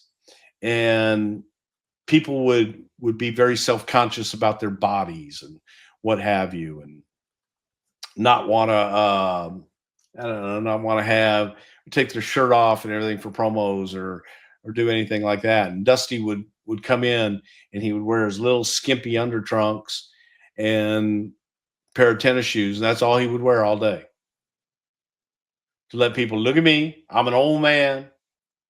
I ain't got the prettiest body in the world. But you know what? You notice me. And it's just that simple little thing. Here's to a college kid coming in. Here's this old man out of shape with a big splotch and head, and he's not the prettiest guy in the whole wide world, but yet he is so comfortable in his own skin. And look at me, I work so hard and I look like this and all this stuff. That if you don't have confidence, and you look at him and go, God, he oozes confidence, then that's all right. That helps. Dusty would give you life lessons like that. Dusty would get in and let you talk for 5 minutes, fall asleep, wake up. Oh, did you say something? Because you never got my attention to wake me up. And he was a great teacher. He had a different approach to teaching, and it was a real life approach that those that got it, I think, came really far. And you look at Seth and Becky, prime examples, Roman, prime examples of the teachings of Dusty Rhodes and becoming comfortable in yourself, in creating a persona larger than life that is nothing more than you, and making people believe why you are more special than everybody else. And everybody is, in their own mind, can go through, and you can take all your negatives and take all your positives, and when you put them together, turn all of it into a positive. And it's just how you want to look at it. The glass half empty, half full. How would you like to have it? Well, I'd rather have it half full. At least I get something. So his teachings were simplistic like that. And it was real life, preparing them for life. Dusty signs a Legends deal with the WWE in 2005. That's around the same time we got the Dusty DVD set. 2007, he becomes a member of the WWE Hall of Fame. And a lot of people feel like that may have been Cody Rhodes' sort of coming out party, because 100%. talk to us about that. Well, no, this was an opportunity, and Dusty had even said that, you gonna see Cody, and Dusty knew that it was Cody's coming out party, and I think that Dustin kind of felt like, hey man, I've had my time in the limelight, let him go. And Cody eloquently went out and solidified his position for the rest of his life. Didn't come immediately, but man, you saw it that day, and Vince and I look at each other and going, yeah, that's the guy. And then afterwards, Vince telling me it was an amazing job. It was amazing because there wasn't a platform for Cody on the television show to see that. He didn't have the opportunity to cut promos. And he was talking about his dad. Doesn't get more heartfelt than talking about your dad and putting him in a Hall of Fame. And that was emotional. That was real. That was good stuff. How proud do you think Dusty would have been to see Cody ask for his release and bet on himself and go reinvent himself and come back? And I mean, this incredible run he's been on now. What do you think Dusty would think about that? Well, obviously, I think Dusty would be a proud papa. Talking about my boy Cody. Left it all to say, you know what, I'm going to make it all. And I think he would be extremely proud of that and happy for Dusty and happy, or for Cody and happy for the company. I think that I've toyed with this a lot. I've talked about, would Cody have done it if his dad were alive, and would Dusty have advised him to do it? And I have both sides of the argument, but I lean toward, I think Dusty would have said to him, if you're unhappy and you want to bet on yourself, then go do it. But you better make sure that you succeed. You better know what the hell you're doing. And in that regard, I think Dusty probably would have encouraged Cody to leave and do what he did. Go reinvent yourself. Make them have to have you. So I think it was the right decision. It worked out. It was an incredible story that the Rhodes family is leaving professional wrestling. What a legacy they have.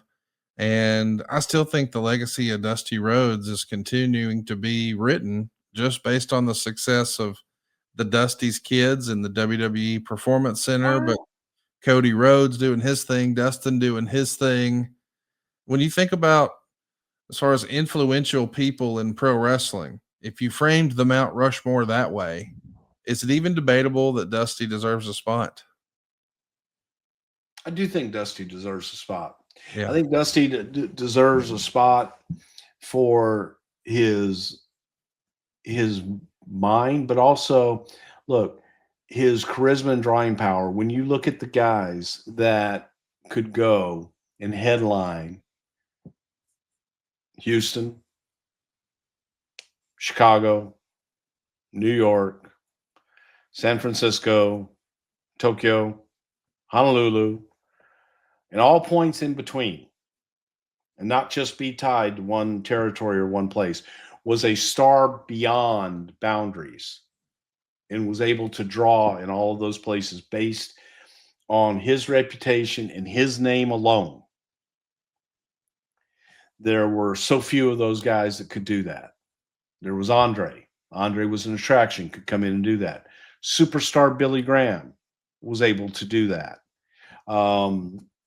Mil Mascaras was another one that was able to go all over the world and headline based on their reputation alone. There weren't a whole lot of them that could do that in those days. Dusty could. Dusty was a bona fide attraction. Long before, even long before he got the book, he was a bona fide attraction. So that's a different level. And Dusty was able to carry that off and do it well.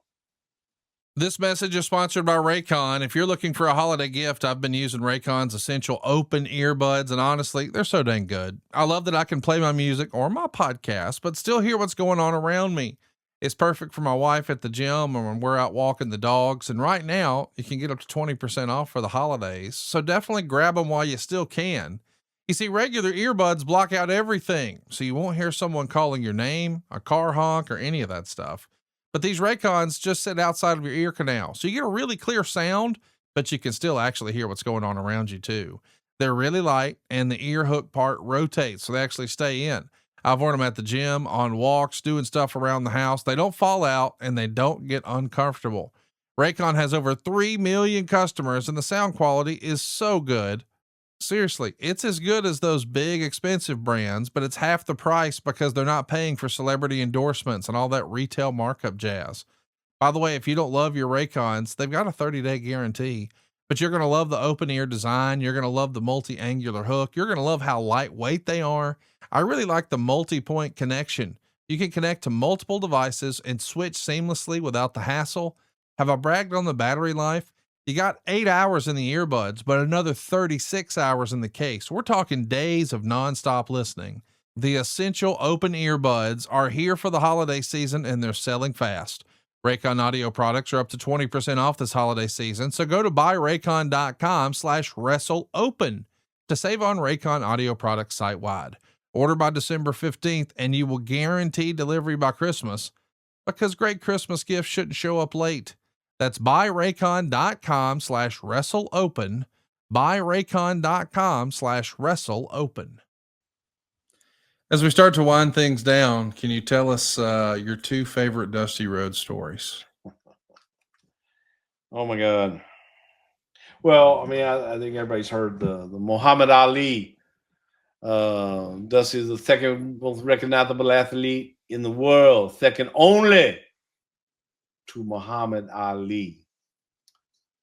And the short version of it is that after spending a week of listening to him being the second most recognizable athlete in the entire world, second only to Muhammad Ali, we got pulled over the Jersey Turnpike.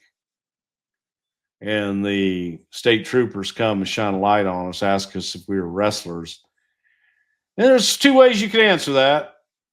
And you never know which one you want to answer it with. And I said, yes. And he goes, damn it, I knew it. And he goes, are you Brother Love?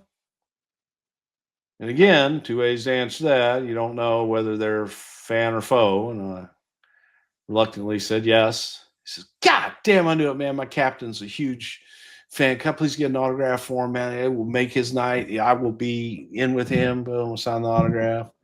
Shines the light over Dusty. Says, are you a wrestler too?